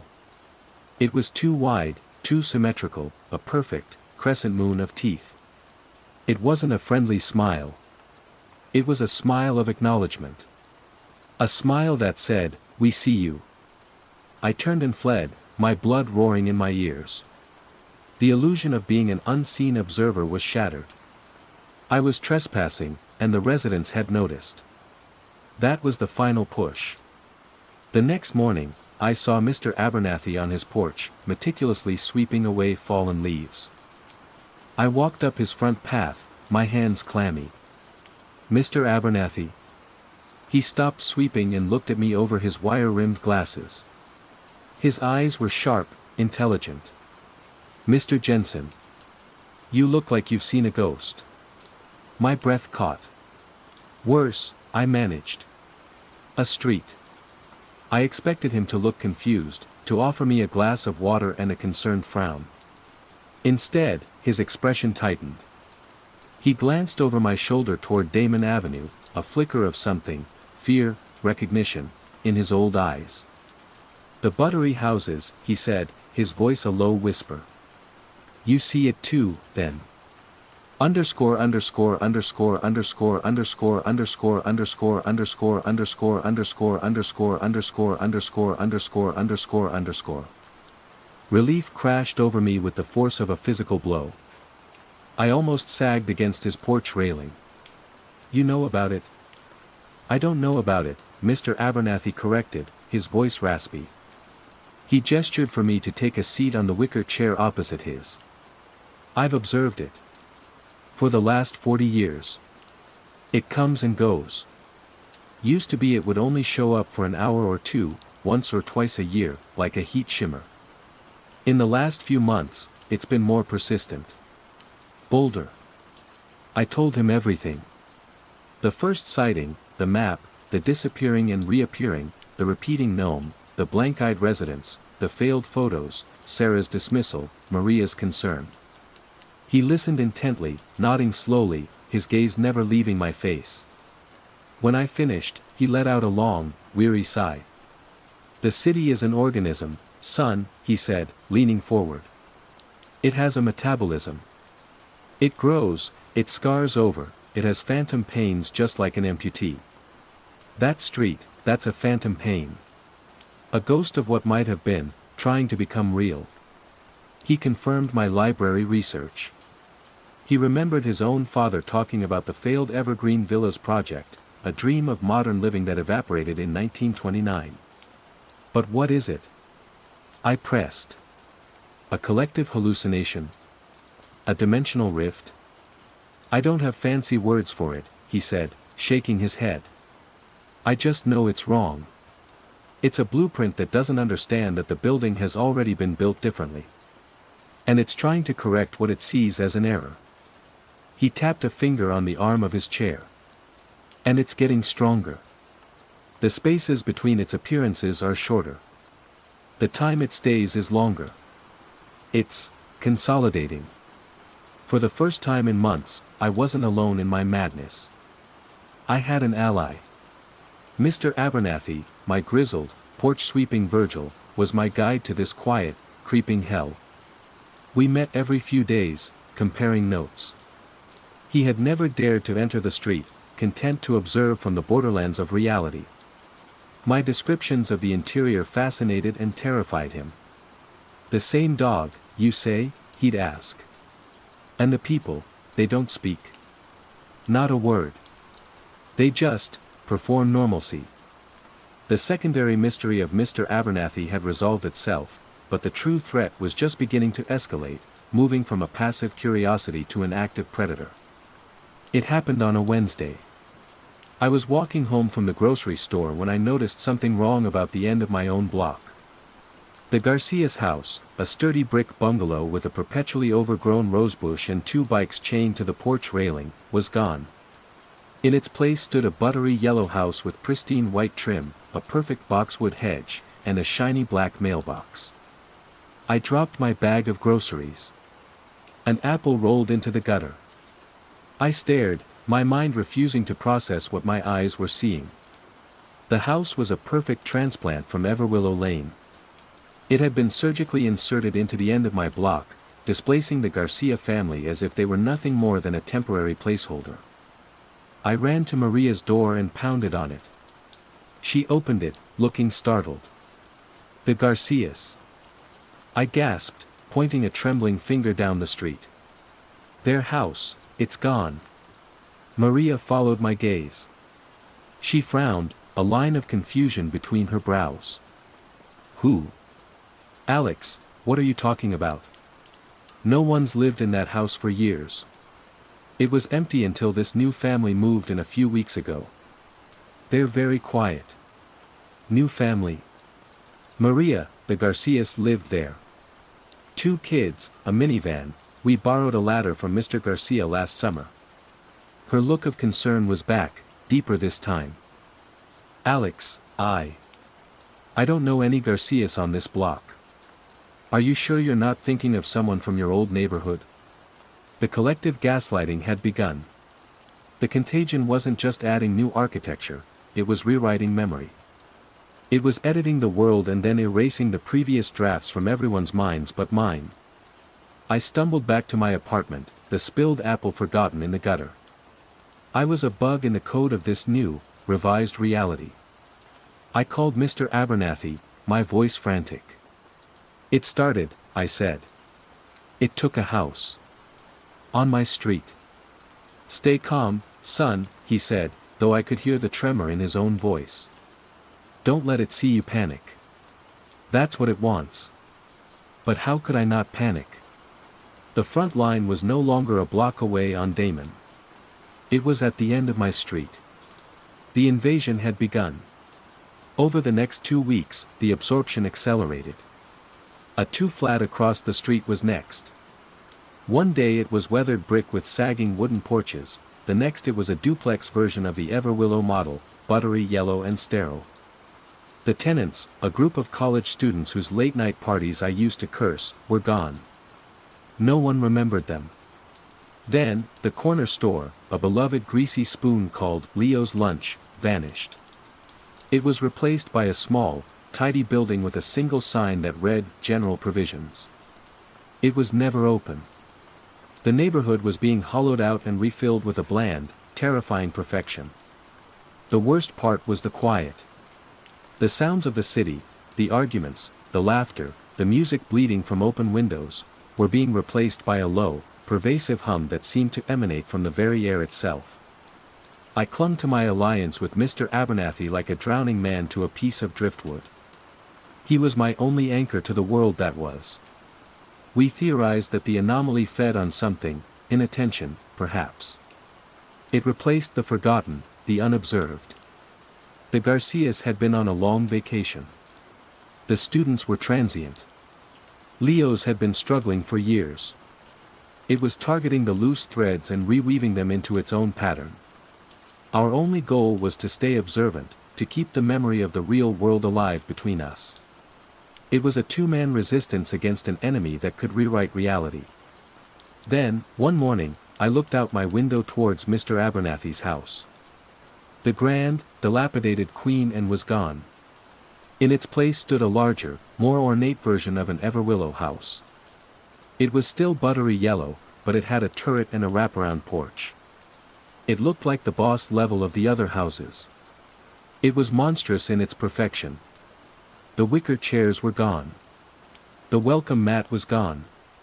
Mr. Abernathy was gone. I didn't bother knocking on Maria's door. I knew what she would say. That lovely old man. Oh, he passed away years ago. His grandchildren sold the plot to those new developers. I was completely, utterly alone. The contagion had taken my only ally, my one witness. It had isolated me for the final act. I looked at the new house where my friend had lived, and I felt a cold, terrifying certainty. It was coming for me next. Underscore underscore underscore underscore underscore underscore underscore underscore underscore underscore underscore underscore underscore underscore underscore underscore. The final stage of the assimilation was subtle, an insidious creep into my own sanctuary. It began with the carpet in the hallway of my building. One morning, I stepped out of my apartment and noticed the familiar, threadbare runner had been replaced. The new carpet was a tasteful, institutional gray, but woven into it was a repeating pattern, a small, stylized leaf, almost like a willow leaf. I'd seen that same design before, faintly embossed on the metal of the Everwillow mailboxes. My blood turned to ice. It was inside. Then came the sounds. The comforting, clanking groan of the old radiator in my living room was replaced by a steady, low hum. It was the same ambient frequency that permeated Everwillow Lane, a sound that was the auditory equivalent of beige. It set my teeth on edge. The changes became more personal. A set of ceramic coffee mugs Sarah had left behind, painted with quirky, imperfect blue stripes, were suddenly different. They were still there on the shelf, but the stripes were gone. Now they were a uniform, buttery yellow. It was rewriting my possessions, overriding my memories object by object. I picked up one of the mugs. It felt smooth, flawless, and completely alien in my hand. I wanted to smash it, but I was paralyzed by a horrifying thought: what if I smashed it, and when I opened my eyes, it was back on the shelf, whole and perfect? The world outside my window began to shift. The view from my living room, which had always looked out over Winnemac Avenue's familiar traffic and trees, began to flatten. The colors seemed less saturated. The details grew fuzzy, as if I were looking at a low-resolution image. One afternoon, I saw a woman walking her dog. It was a golden retriever. I ran to the back of my apartment, to the bedroom window that overlooked the alley. My heart pounded in my chest, a frantic drum against the encroaching hum. I looked out, praying for the familiar sight of brick walls and dumpsters. But the alley was gone. Through my bedroom window, I saw a stretch of perfect green lawn, a boxwood hedge, and the side of another buttery yellow house. I was surrounded. My apartment building had been lifted out of Chicago entirely. It was no longer a walk-up in Ravenswood. It was an enclave, an island of old reality floating in the middle of Everwillow Lane. It had unmoored me. A desperate, primal need to escape seized me. I threw a few things into a backpack, my laptop with its log, my wallet, a water bottle. I had to get out, get to the L, get out of the city, maybe even the country. I had to run until the world looked right again. I wrenched open my apartment door and ran down the 3 flights of stairs. The leaf-patterned carpet seemed to mock me. I burst through the front door of the building onto the street. My desperate momentum died in an instant. I stood on the front stoop, the backpack slipping from my shoulder. In front of me, where Winnemac Avenue should have been, was Everwillow Lane. To my left and right, Everwillow Lane. I turned and looked back at the street behind my building. Everwillow Lane. It stretched in every direction, a pristine, silent, inescapable prison. The sky above was a uniform, cloudless, pale blue, the color of a screen with no signal. I was trapped. I tried my phone. No service. Not one bar, just a flat, no service message. I tried to bring up my map app. The screen was blank, the map of Chicago gone, replaced by a single, pulsing blue dot in a sea of gray nothingness. This was the confrontation. Not a battle with a monster, but a final, psychological checkmate. My prison wasn't just the street, it was the removal of every other possible reality. I sank down onto the steps of my building, the rough concrete a last, fleeting reminder of the world that was. My fight was over. What was the point of running when every direction led to the same place? I sat there for what might have been hours. The sun didn't move in the sky. No cars passed. The only sound was the low, maddening hum. I thought about Mr. Abernathy, about the Garcias, about the world teeming with imperfections and messy life that had been overridden. Was I the only one who remembered? Was I the last archive? Then I looked down at my own hands. I noticed something on the cuff of my jeans. A small, embroidered leaf. It hadn't been there this morning. The contagion wasn't just changing the world around me. It was changing me, recoding me, making me compliant with the new design. A strange sense of calm, as placid and terrifying as the street itself, began to settle over me. The panic receded, replaced by a hollow acceptance. The struggle was exhausting. The perfection was simple. No difficult clients. No memory of heartbreak. No choices to make. Just a quiet, orderly existence. I stood up. My movements felt smoother, less frantic. I looked down the endless stretch of Everwillow Lane,